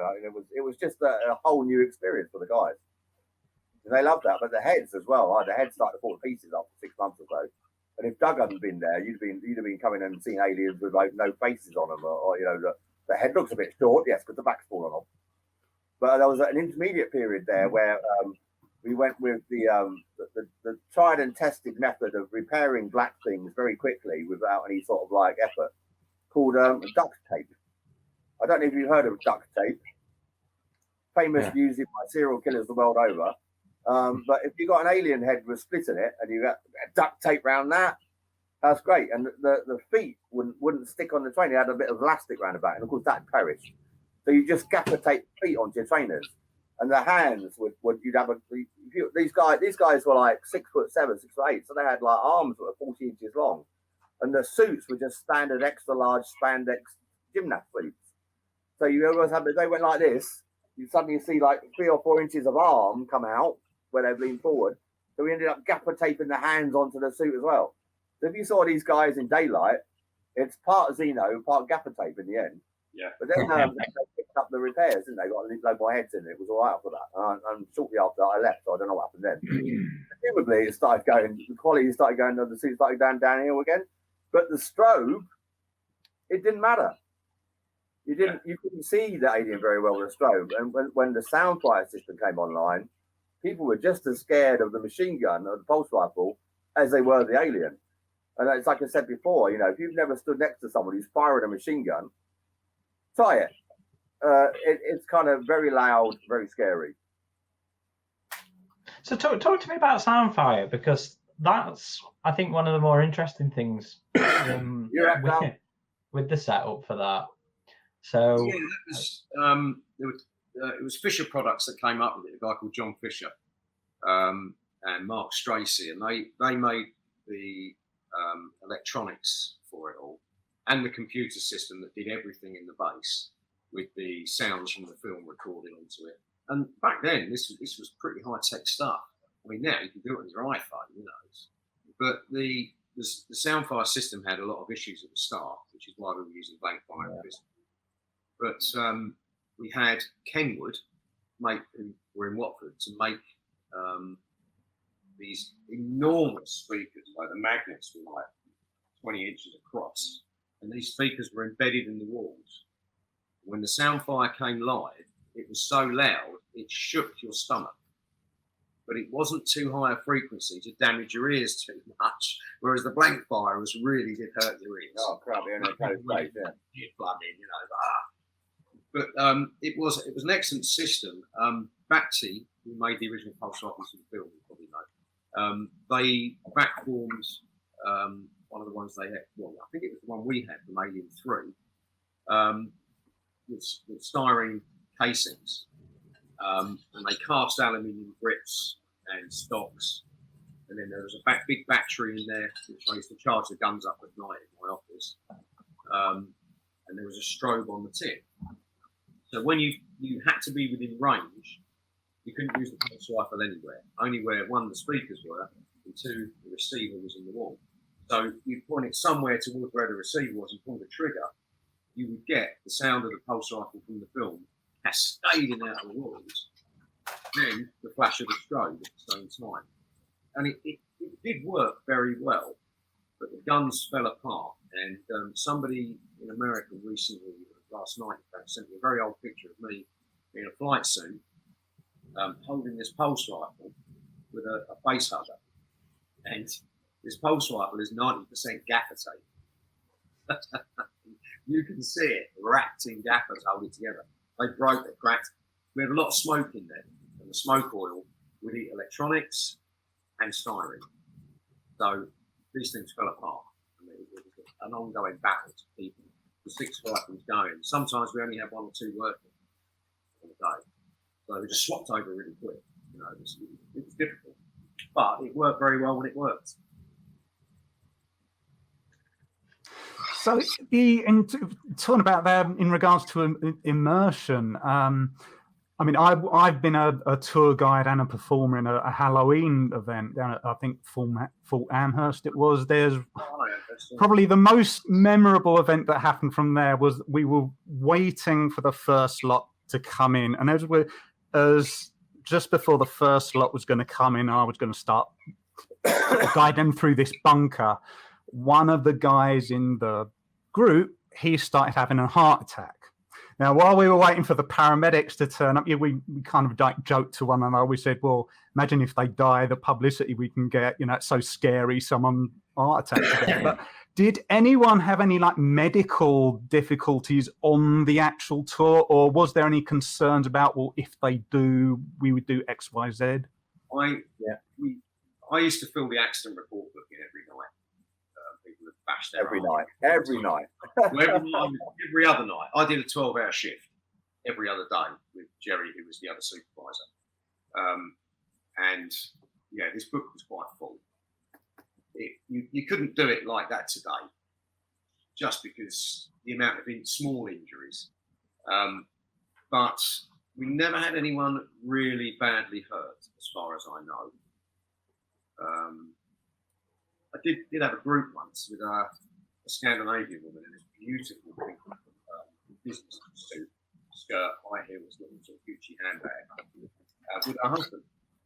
And the group went through, and she, all the way through, she was just like, with her high heels. Wasn't interested at all in what was going on. And I didn't realise she didn't speak English. Her husband did, and he was loving it. And we got to the first attack, and And she saw the alien, I opened fire, and she just went, boom. And there was a young lad who used to come around every Saturday. And I said to him, hold this rifle, do not shoot anybody. So I gave him the machine gun, and everyone was going, what's he doing? And I picked this woman up, and I've run round the base with a shortcut, and I've kicked the exit door open and dumped her on Wes. And I just grabbed another pulse rifle out of the rack, and ran back in. And I held the record for how many people tried to get their money back from the queue. So you're talking injuries. There were also other sort of incidents that people didn't want to put in the accident book. You know, where the barrels let go a little bit, or in either direction. That happens more frequently, I think. But you sort of check the groups, and it was always like the middle sort of teenagers. I think the minimum age was 12, I think. Yeah. So like your 12 and 13 and 14-year-olds sometimes would just lose all control. Of course, then they weren't going afterwards saying, "Oh, I wet myself. I'd like my money back," because that's just embarrassing. Yeah. When I used to clear up, about midnight, everyone's gone home at 11, 11 when they got changed and left, signed out. I'd go round and clear the base, and I would find a sock, no shoe, just a sock, and then bus passes and jewelry. Bands. All sorts of weird stuff, and they'd all go in the office and withdraw. Quite often, people would come back and say, "You got my bus pass?" Yeah, here you go. And it happened a lot. And I don't know how people lost a sock. I just don't get it. Still got their shoe. Go on, what was the most random thing that ended up in Lost and Found? Was it the sock, or was there anything stranger? I think the sock was really, because that one really sort of springs to mind. People lost expensive watches, all sorts. Everything went in the drawer. I remember there was a gold chain one time, and his owner's name was Tracy. Now, back in the 90s, they were quite popular, those name necklaces, weren't they? I don't know if Tracy ever came back to get it. But it was quite an expensive looking chain. But yeah, you find all sorts of jewellery. Yeah. Oh. So just to pop outside of aliens then, I wanted to just ask you about some of the rumours about other things. So, there was rumours about predator involvement in the attraction, and even similar concepts with the Terminator. What's the truth behind those things? Well, I said I was there for about 18, 19 months, and I did build a whole predator suit. And the attack Steve was saying about at the end where the alien jumps down, I got a couple of 2 or 3 lasers from Quasar upstairs because they bought us out at that point. Put them together with a little battery, and when they're running out and the Marines are shooting, something coming, I'd shine a laser down there in the smoke and just do that with the dreads. It looked great, but we only did it a few times, and it was generally for people that have been through. Oh, I've been here 15 times. I know everything. Oh yeah, you wait. I think that the Alien War revival in Glasgow in the Arches, that Gary introduced a predator up there, did he not? I don't know. I only went just before they opened. But there was also an attraction in Blackpool, which was based on the same thing that had a predator. Right. And that a guy who worked in the Alien War revival also worked at Blackpool. Oh right. Oh okay. It's in the 30th anniversary Facebook page. Yeah, I'll have a look. Was that the non-licensed revival? It was. Yeah, the alien was changed slightly. Yeah. No pulse rifles. And what about these rumours of the Terminator thing? Was that ever a solid concept, or was that just batted about as a? Not what I ever saw. First time I've ever heard of it. Yeah, me too. After I went through it, I do remember thinking, someone could do this as Terminator style, because that would have just been like bunkers and stuff from the Resistance. But it was interesting to hear there were rumours about that. Yeah, no, I don't know any about that. I've not heard anyone talk about that. Right. Likewise. Well, here's one I found really interesting, and I didn't learn about until joining your group for the anniversary thing, which we'll talk about later. But so this was something about ghost hauntings and investigation. Oh yeah. That was definitely a ghost. We all the Marines there had some sort of experience with banging on the walls coming through. It was you could time it sometimes. I'll tell you what you could time it to. You could time it to the shifts when Toby was working. I can tell you a story. Now, I thought this was common knowledge, but no. Steve assures me he didn't know about this. But anyway, in the egg chamber, or just before it, was a container that had been obtained from Heathrow Airport. They were cut. It was for baggage, and it was one of those things that was loaded on the planes to put your suitcases in. Anyway, big metal thing. I was originally full time there, and of course, through the week, sometimes you'd be a bit quiet, and there were always plenty of Marines working in the early days. So I used to sneak into the set, get inside this container, and when the group was walking by, I'd rattle it around, bang, bang, bang, bang, and it moved quite easily. You could make it move, but just by being in it and rocking it and bang. Anyway, Steve said, "Yeah, well, we could hear this bang in there, but every time we went to check, there was no one in it." I said, "Well, I buggered off as soon as the group had gone, so I wasn't there for very long, and I only did it, I don't know, maybe 25 times in the total. 200 times, yeah, 25 times my house. But, or maybe more. But Steve said to me last night, we were having a chat, and I was telling him, and he said, maybe it was you that was the ghost then. I never bloody thought about that. No idea, but all the Marines were convinced it was haunted because every time you got in the back of the set, there was this banging noise, and you go and check, and there was no one there. How else do you explain that? Yeah, it was the obvious answer. Well, I think that's where that rumor started from there, and then travelled from that point onwards. Well, I do remember there was a report of at least one customer saying they got thrown across the EVP with hands that nobody else said. Now that was Maria's group, and that freaked Maria out because she said he just took off and crashed into the people on the other side, and he thought it was amazing, and he wondered how we'd done it. Maria was just like, this guy just took off. Yeah.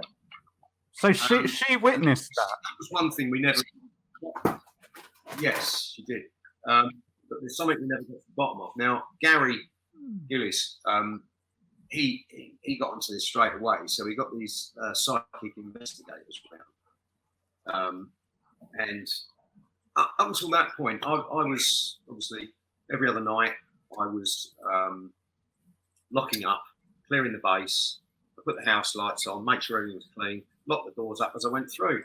And one night that container went bang as I was walking past it. And I thought, oh, not Toby, he doesn't work here anymore. And I was laughing about, come on, lads, out you come. So I've gone round, there was no one in it. But I could only put that down to contraction, expansion. Yeah, I was going to say. It was aluminium. But then another day, on the back corridor, where the sub-level 2 lit up sign was, we had all these sort of kind of mesh, metal and plastic tiles. And as I walked along, one fell down. I thought, oh, that's weird. And then the next one, and the next one, and the next one, about 15 fell out. They speeded up. But again, that could be explained as one fell out, made them all loose, and then they've all come out like dominoes. But that made me think, and I thought, oh, I don't know about that. But anyway, going back to Gary, he got a team of psychic investigators in, and they went round the place, and they said to us that it was the spirit of a child. That's all. So, you know, that was, but it did go into the press. That story got into the press. And I think that was great. Yeah, it was great for business. Hey, not only are they aliens, but it's also haunted. Come along, bring your money. Yeah. Do you think Gary made that very deliberate decision for such a reason? Yeah. No, not at all. So yeah, as far as I know, that's all we know was that one thing that Maria saw, but no one could explain it. So we No, the real Ghost of Alien War, the one that did the thing again and again and again. The real one was down. He's there. He's right there, looking at you. Look, Toby. Toby Ghost Greenfield. That's right.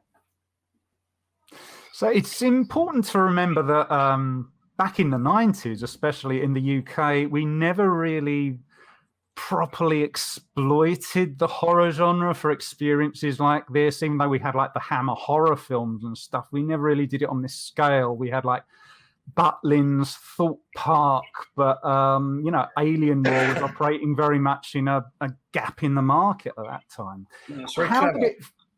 How did it feel knowing you were effectively pioneering for the UK a new type of attraction, especially with the Hollywood tie-in?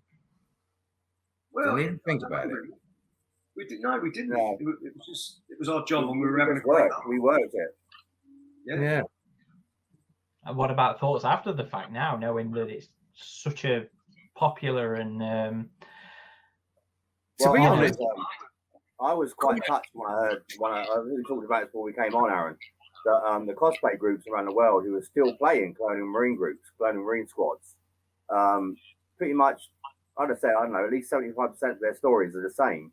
That they got into the genre because of the Aliens movie, but their obsession started when they went to Alien War and we terrified them. Because fear is a good motivator, and I mean, a lot of them after that they've been rescued, saved by these great military heroes who rescued them, armed with just a rifle and a sidearm, you know, and they wanted to be us, and so they became us. And that's why you have so many groups. I mean, these groups aren't just like one in Scotland, one in Germany. They're all over the world. I mean, I said the most organised are the German Colonial Marines. But I think that's a national stereotype, isn't it, the organised. But there's hundreds of people playing Colonial Marines on this planet. This is Poland, France, Spain, New Zealand. I mean, they're all Australia, Canada, United States. Yeah. A quick opportunity to say hi to everybody. Hi, guys. Yeah, Marines. Hi, Lisa. Hi, Rich. Well, by the time Alien War moved to London, just about a year, I think, had passed since the release of Alien 3. Now, Alien 3 was largely at that time perceived as a disappointment by the general public. Would you say this either helped you because many fans were wanting a return to, pulse rifles and things, or would you say, looking back, that the negative publicity around Alien 3 might have even hurt matters? I don't think it ever made any problem like that. No, it made any difference. Aliens. You're talking about, and again, it's a pre-internet age, pre-social media age. There were no mobile phones. There was no internet. If you wanted to stay in touch with a friend of yours, you had to get his home telephone number and then call him while he was in to leave a message with his mum if he weren't, that sort of stuff. So no one, it was an individual thing. You wanted to see Alien 3 at cinema and didn't like it. Well, who could you talk to about it with? Yeah. Your friends, that was it. So these days, if you go on some of the groups on Facebook, the things they say about those later movies, especially 4, Jesus, it's like that they murdered their mothers or something. But at the time, there was none of that because people just couldn't communicate like that. Yeah, that's right. So we were never affected by that anyway. We were insulated because we were recreating aliens. We were Colonial Marines. That was our role. Yeah, and actors do tend to get a bit one-track minded, don't they? When they're in a role, that's their role, that's who they are. I think it's called method acting, isn't it? Yeah. And there were a lot of people that method Colonial Marines back in the day. But John Gorman, who was one of the 2 guys with Gary Gillis that came up with it all, he decided to paint all of the area where the entranceway was as Alien 3, all rusted down. And originally our briefing room was all very bright and grey and very aliens. And that then got rusted down as well to make it look old. But to be honest, it looked good, but Alien 3 wasn't that big a hit. And I would have thought that Aliens would have possibly been a bit better. But it still looked good. It was a lovely looking sort of set. Right. Oh well, you did get that out of it, Doug, because if it hadn't been for Alien 3, you wouldn't have got to meet Brian Glover. You had a much better group with Brian, a much better group than Toby. Toby just had Lance Henriksen and Sigourney Weaver. You got to meet the great Brian. That's enough. Now, while Alien 3 would, it closed down in '96, it did go on to inspire Alien and 3? spawn. Sorry, Alien what? See? On my mind. It did go on to inspire and spawn spiritual successors like Alien Descent or Alien Escape, or even the fan-run Aliens Encounter experience the UK Colonial Marines used at the National Space Centre. We were wondering if any of you had the opportunity to go through, those ones, or even, as one of you was saying earlier, the Alien War itself, if your opinions differ, if it even gave you ideas for, later reopenings and such. Well, I didn't go through any of them. I was asked to help out at the first of the Space Centre ones. But I was actually filming abroad and I couldn't go. I'd been there previously the year before with Harry Harris, just helping put bits out. And it was good fun. But I never got to go with it. But after Alien War, about 4 or 5 of us from there managed to keep hold of a few bits. I got the moulds out for the alien head, the moulds for the marine armour that was backformed from the stunt set of features, grabbed upwards and flamethrowers everybody. So we had all that, so we made more armour. We got alien suits together, and we set up a thing called Xeno, which is a 24-hour live role-playing thing in a warehouse in Watford.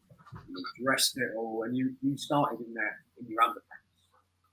And you had to, it was like doing a proper role-play game for real. And you had to find guns that only had this. You had one lighter that would last 2 seconds. Your torches all had flat batteries. And it went on, and you had to find your way to the gun room, the armory, get your armor and stuff. And this ran, I think we ran about 8 or 10 of them. And it went really, really well, but we lost the site. And it all kind of collapsed. It was all done on, one guy put some money in, Chris, and then about 4 or 5 of us from Alien War, some other friends, I got it running and working. It was great fun. And we've had a few people put up on the Alien 30th our page, actually, some photos that they took there. So it's nice that people remember that. Any of you other guys, do you get to go through any of the spiritual successors? No, not a single one. I didn't even know they were on, to be honest with you. I've been working hard since they're doing other things, and Facebook for me, which is the one that eventually is connected all together again, isn't it? Facebook. We're here now because of Facebook. Yeah. I got Doug, you're forgetting one, and that's that school in Carshalton. Oh my God, yes. Where we did an Alien War type resurrection thing. It was Julie, the plant. It was her daughter's school. And that's right. Yeah, Leanne. Julie, who married Bill, and it was Bill who organised it all. That's right. Yeah. Yeah. That was fun. Yeah, it was around this old school building. It was really good. Yeah. Actually. And it was done as Alien War. But the only guns we could use, what I got hold of, was some capsule guns we use in film, which are basically paintball guns. We just had CO2 in them. So when you fired, it went and you got a little bit of muzzle stuff. It was like a silencer. And that worked. That worked really well. We had a morgue with zombies in, didn't we? That's right, yeah. It was a proper horror thing, but it had aliens in it as well. So, yeah, it was a lot of fun. And it was all to raise money for the school. We did it 2 years in a row, didn't we? I think we did it twice. I'm not sure we did it. Did we do it 3 times? We did it twice. We did it twice, yeah. Yeah. So I think it's fair to say that this part of your lives has stuck around a fair bit in your guys' hearts and heads, and to the point where 2022 you're doing a brand new revival. 2023. Sorry, 30 years of Alien War.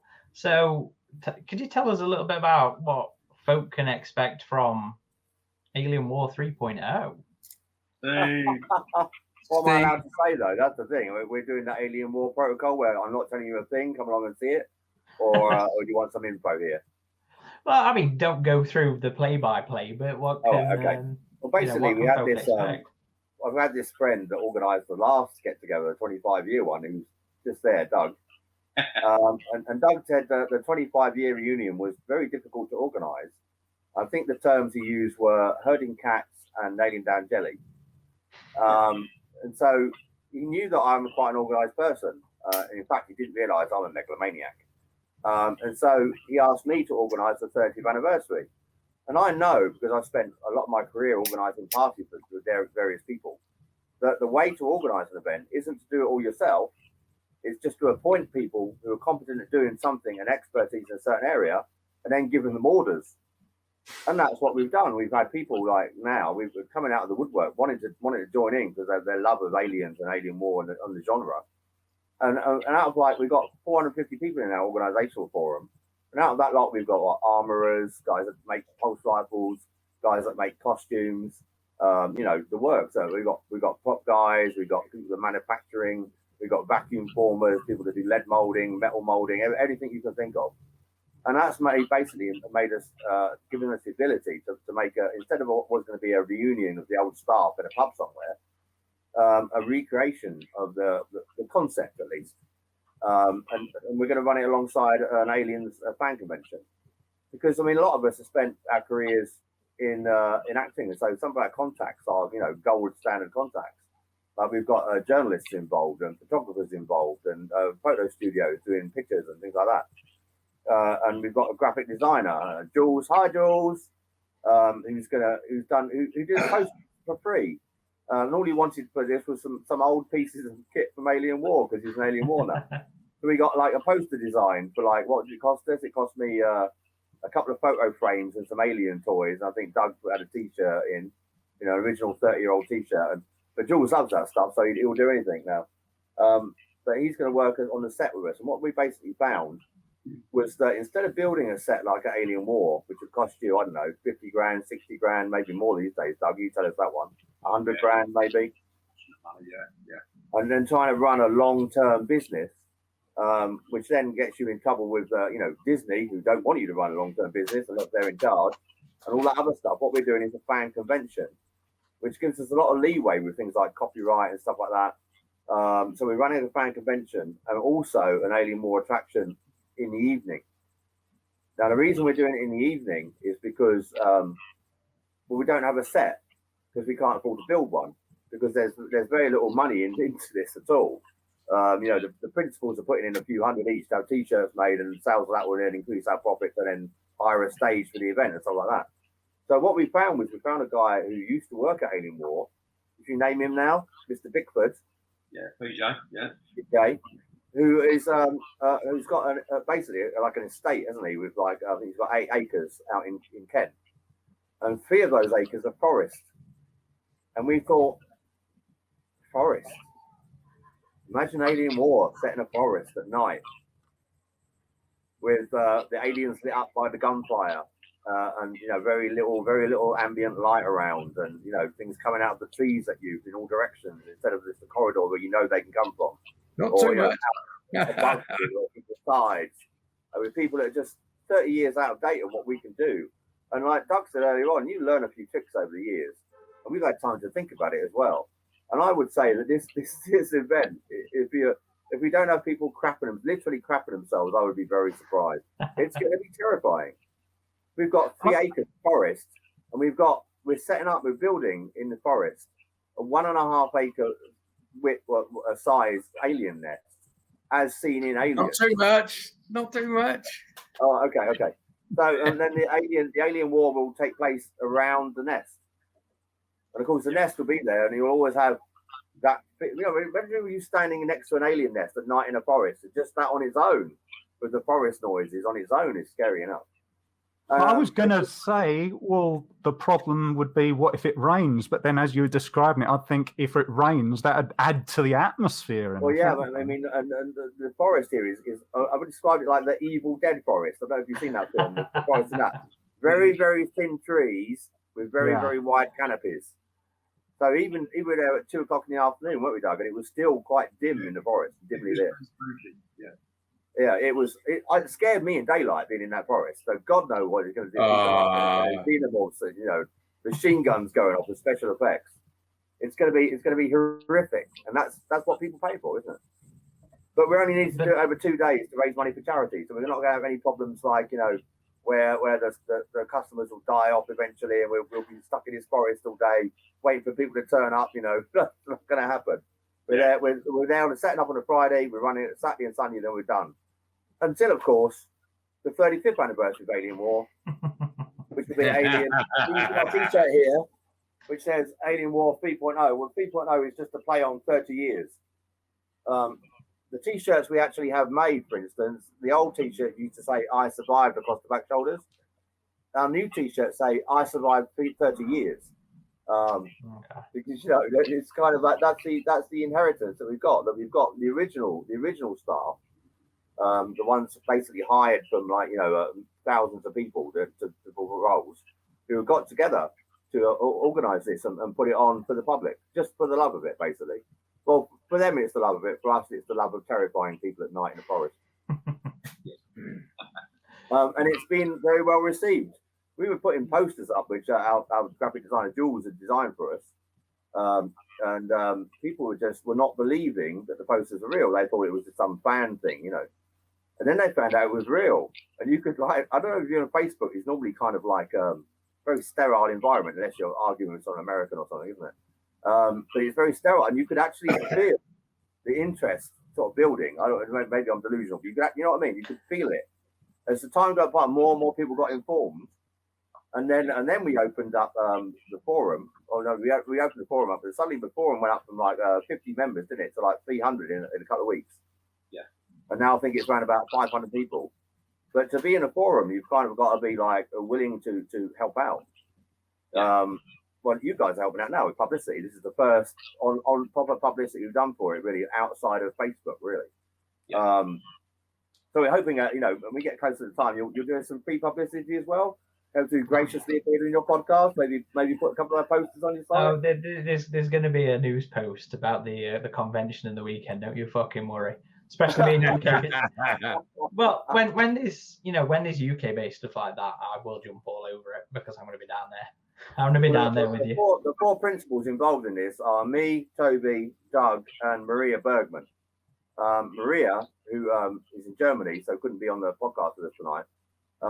Everyone remembers Maria, don't they? Everyone knows Maria. I think if you ever see a picture of a girl at Alien War with a red bandana, that's Maria.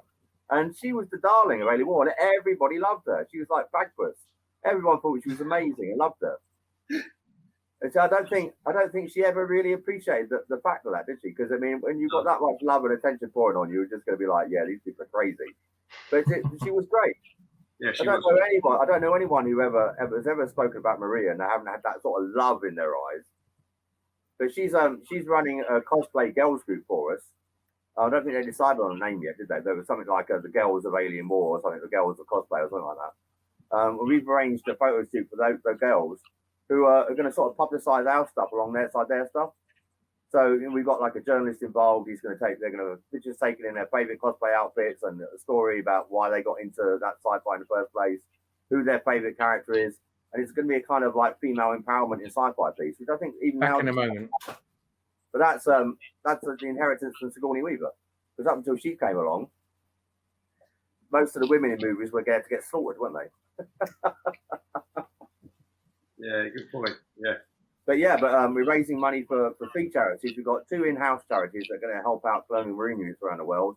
And any excess money we have is going to go to SAFA, which is the Soldiers, Sailors, and Air Force Association. Well, now with the talk of the charity stuff, it makes the next question sound like cheap, freeloader kind of thing. And that was the big question we'll want to know is all those vouchers from the Alien Trilogy VHS set going to get us in? No, look at the date on the bottom. Did it come with an expiry, Doug? Is that what you're telling me? Yeah. Damn it. Yeah, that's not the first time we've heard that question. And to be honest with you, what we would give you for those if we did accept it? So like, we'll give you £1 off. You're probably better off keeping the vouchers as part of the collection. Yeah, definitely. Well, that's actually it for Alien War related stuff that we've got written down. But since we've got Doug on, I can't not ask you about. Wait. Come here. Come here. It's better. Okay, carry on. I cannot not ask you about a certain modeling photo shoot that occurred for a very iconic reference book for Alien fans. Yeah. Well, this came about. Harry Harris, I don't know if you know, was actually working at Alien when it was being built, helping with the sound and lighting. That's his Yeah. And we got chatting and we became quite good friends. And he came to see me. There you go. They're all saying it now. Yeah, he asked me if I fancied dressing up in his Hudson arm, and I was like, "Yeah, of course, stop me. Why?" And he said, "Well, it's for a book, a friend of mine's book about the aliens." And I said, "Yeah, cool." So on my one day off, every other day, I got a train from Watford right through London, right out to Colchester, and I tried the armour on. I had Bill Paxton's trousers, his shirt, I had my own pants, I'd like to point out, and I had to wear my own boots because Bill Paxton's feet, I think, were a size smaller, and wore all of the stuff pretty much. The pulse rifle wasn't an original, and neither was the motion tracker. But we did all these photos for Lee, for his book, and the famous photo of me looking like, he said, "Just look pissed off. Look like you don't want to be here. You're a Marine that's been dragged in." So, that one. So that's where that expression came from. And I said to Harry at the time, "Why don't you do this?" He said, "You look like a Marine." He said, "I just look like a fat bloke in armour." Well, I'd like to point out now, I probably look like a fat bloke in armour. So, but yeah, bless Harry. He could have done that, and I thoroughly enjoyed it. And it went, by for years and years. And in 2012, I was working on Fast and Furious 6. We were filming in Glasgow, so I rang up Gary Gillies, and I thought, "What are you doing?" He said, "Oh, we're doing an Alien War again. Come down." So while I was supposed to be sleeping, me and Matt, one of the guys working with me, it was a comic book nut. We stopped at a comic book store and we found a new version of the Marine book. I saw they've reprinted it. It's a different colour. So I bought it. Anyway, I went down to Alien War that was being redone for the 20th anniversary and got to go walk around the set with Gary and John. And I met some of the Marines that were training. And I was sitting down in the canteen at this table showing Gary the book. And these Marines walked in and they went, "Oh my God, it's you." Like, well, people still remembered it. And I remember that the books for a while were really, really expensive. They were £400 or £500. Yeah, they got to be a very big collector's piece, yeah. And now the market's flooded there. Yeah, 2 and 6. eBay. Now I'm picking them up on eBay for like £5 each, and they make good gifts signed by the Alien War card. Thank you for your assistance. I've signed about 10 now, I think. Yeah, I've signed about at least 5 or 6. Yeah, but it was a lot of fun to do it, very much. And your professional life also took you to working on Prometheus, if I'm not mistaken. I did, yeah. I got into film TV mainly. I did Soldier, London's Burning, series called Bugs, things like that. Lots of TV commercials, pop videos, and then it went into film. And one thing led to another. And I was working on Harry Potter's, and I finished on the last one. And I went off to do, I don't know what it was, but then I came back and didn't have any work. And R10, a company I used to work for, asked me if I'd come and do some pyro on a kids' TV thing. It was a tryout for this new magician show at Pinewood. I said, yeah, go and do it. So I've gone there, and the call sheet said 6 o'clock. So I got there at 6 a.m. They said, no, we don't need to do 6 in the evening. I was like, oh. So I just walked down Pinewood, and I had Toby with me, who was my trainee at the time. And he now he's the director of R10, funnily enough. We were walking around, I bumped into Steve Hamilton, who was my workshop supervisor on Harry Potter. Absolutely fantastic guy. And he said, oh, what are you doing? So I just did it. He said, oh, come down and see us. We're at the backlog in a kind of tent workshop. So, okay. So I walked down there, and there was the chassis of these 3 Tatra 8-wheel drive trucks. which was Scud missile launch, basically, built in Czech Republic.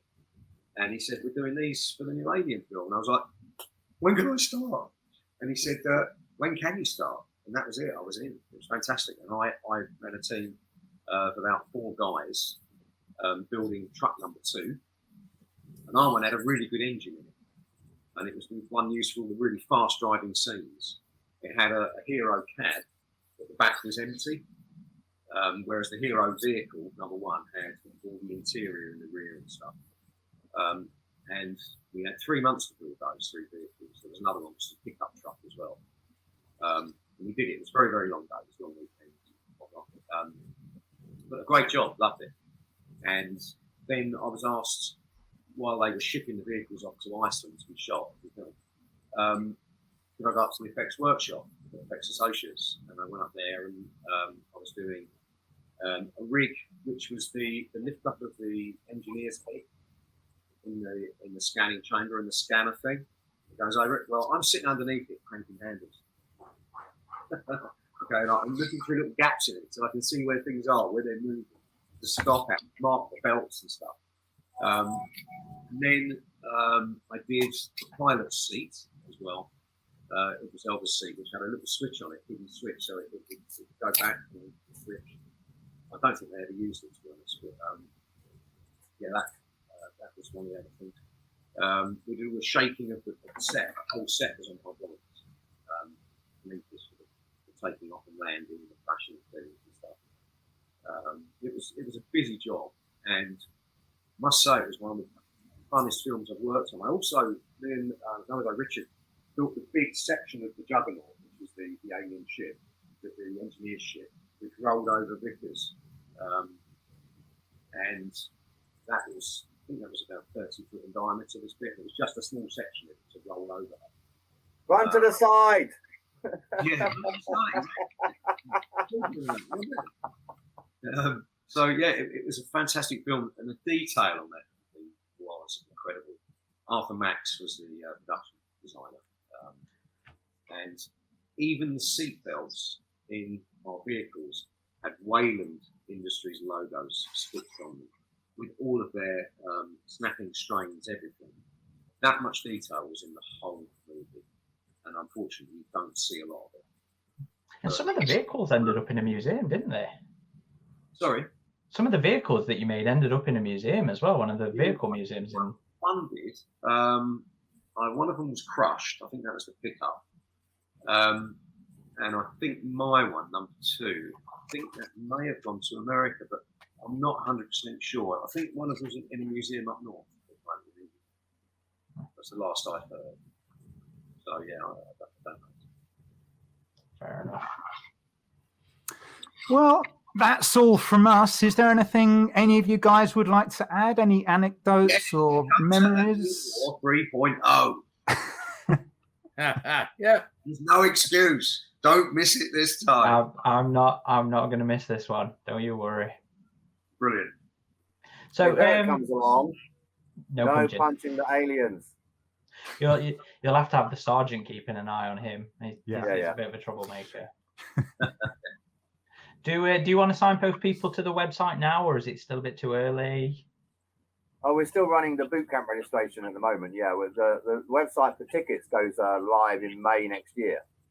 Yeah. Is the boot camp still accepting people? Then do you still want people to know? Oh about yeah. that? Yeah, sure. Definitely.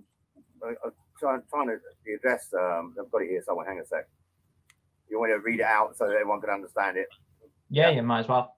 And I'll include links in the actual news post that goes up with the podcast as well. Okay, the website address is www.alienwars30.co.uk. And that's wars as in WARS. Yes. Yep. Okay, cool. So anybody interested in being a Colonial Marine or an alien? Yep. Or an alien? Event staff even. You don't have to be into the acting to be a member. But okay, all the so staff, it's just everything. all the staff are voluntary, and all the staff require training because of the health and safety policy. Okay. Do you have to have your own? Do you have to have your own costume and stuff, or is that like provided by? It will help if you've got it. No, you don't. Not to attend boot camp, no. No, we've got instructions going out in a memo next week about the different types of camo people can buy and different sort of price ranges. And you can actually get yourself in pretty convincing Colonial Marine camouflage now for 40 quid. But that's top and bottom. And the event will have a certain amount of armor that will be lent out to people actually doing the attraction. But we also always need event staff, people to run the various areas of the site for the convention part. Because if we don't get enough of those people, then the Marines will be doing that as well. Yeah. But we have about 42 people signed up for that. I think at a minimum we could probably run it with about 30. Because we're keeping it separate. We have the convention during the day, the convention will close, and an hour later, the Alien War attraction will open. Yeah. Give people who come to the convention time to go back to their hotel or whatever, or back to their car, have some lunch, relax with it, and then be scared half to death. Which is my half said, what is the mission statement? I said, well, scaring the living crap out of people. That's kind of the mission statement in one sentence. That's what we're doing, and we are the best equipped people on planet Earth to do that in this genre. Oh yeah, I guess so. The other thing was, like Steve said before, not here obviously, but if you haven't got costumes, you haven't got anything, still, and you want to come along, please do, because there will be other stuff there we can do. We need people that accompany people. We need the bad guys. We need all sorts. We need people in white lab coats walking around with a little Wayland Rutani badge. That's not expensive. That's all. And a clipboard. 10 quid for them. We were fully equipped. Yeah. Yeah. So don't feel you've got to have all the best gear and all that kind of thing. Come along and enjoy it. Right. So guys, girls, if you're interested, make sure you check out the website. Again, alienwars30.co.uk, and we'll include a link in all the posts, YouTube and the website. So if you're too lazy to type it out, you can just click it and get involved. Right, well, thank you guys for joining us. It is genuinely appreciated, and like I said, I always love to hear about this iconic event, and to have the chance to go back and try a new incarnation of it is something I'm really fucking excited about. So thank you. Excellent. Thank you. No, it's been a pleasure. Thanks, Eric. Right, and before we sign off and give all the usual crap that I hate doing at the end of an episode, we'd just like to once again thank Toby and Doug and Stephen for coming on the show to talk to us about Alien War in the past and, of course, what's coming up in the future. Now, on that vein, Stephen did pass a list of people that he wanted to thank but didn't get the opportunity to in the episode. And so Eric and I will just go through those folk. We shall. So Gary Gillis and John Gorman for the original concept. Terry English for all his efforts over the years and his direct assistance in getting Doug McCarthy into film work. The lovable Harry Harris, and he is lovable. If you've never met him, I've been meaning to have him on the show for ages. Actually, he's a wonderful bloke. If you Google Harry Harris's Alien Archive, you'll see all the stuff that he has. There's loads. So the lovable Harry Harris for keeping Alien War alive and not just in our memories for the last 3 decades. PJ Bickford for donating the land for Alien War 3.0. Daz Moss for his ongoing assistance with publicity. Jules Peacock for his design work. Sean and Tracy Broadhurst and Neil Story for providing marine weapons and armour. Get well soon, Sean and Tracy. They got the Delta variant. Hazel Duncan, who designed the electronics to make the pulse rifles function like real weapons. Thank you, Hazel. And the GER MCM, the German Colonial Marine Group, for their assistance and enthusiasm for this drop right from the start, with a special mention to Captain Frank Peters for his continued intellect. And finally, they'd like to thank their new recruits who they're meeting for the first time in May 22nd at Alien War 3.0 boot camp. They couldn't have done this without their fantastic volunteers. And so if you've come to this episode more interested in those guys than knowing who we are, I've got to do the obligatory plugs so you know where you can find out more about us. The hub of our activity is avpgalaxy.net, and that's where all the news and the written content is all posted, as well as old school message boards if you'd rather talk and communicate online in that fashion rather than Facebook. That said, we're also on all the socials. So Twitter, Instagram, Facebook, YouTube, and that is Alien versus Predator Galaxy, as in VS dot, or AVP Galaxy. You'll find us under either moniker. And that's it. So thank you everybody for watching or listening, depending on how you do these things. We do appreciate it. Thank you everybody who reaches out to us with feedback and lets us know how they're enjoying the content that we put out. If you are interested in dropping us a line with some thoughts, you can reach us on podcast@avpgalaxy.net, or just leave a comment in the post or the platform that you are listening to us on. Reviews especially help us and our visibility. Unless the shit reviews, then we don't want to hear. But thank you. Thank you everybody for listening. This has been Corporal Hicks. Xenomorphine? Signing off.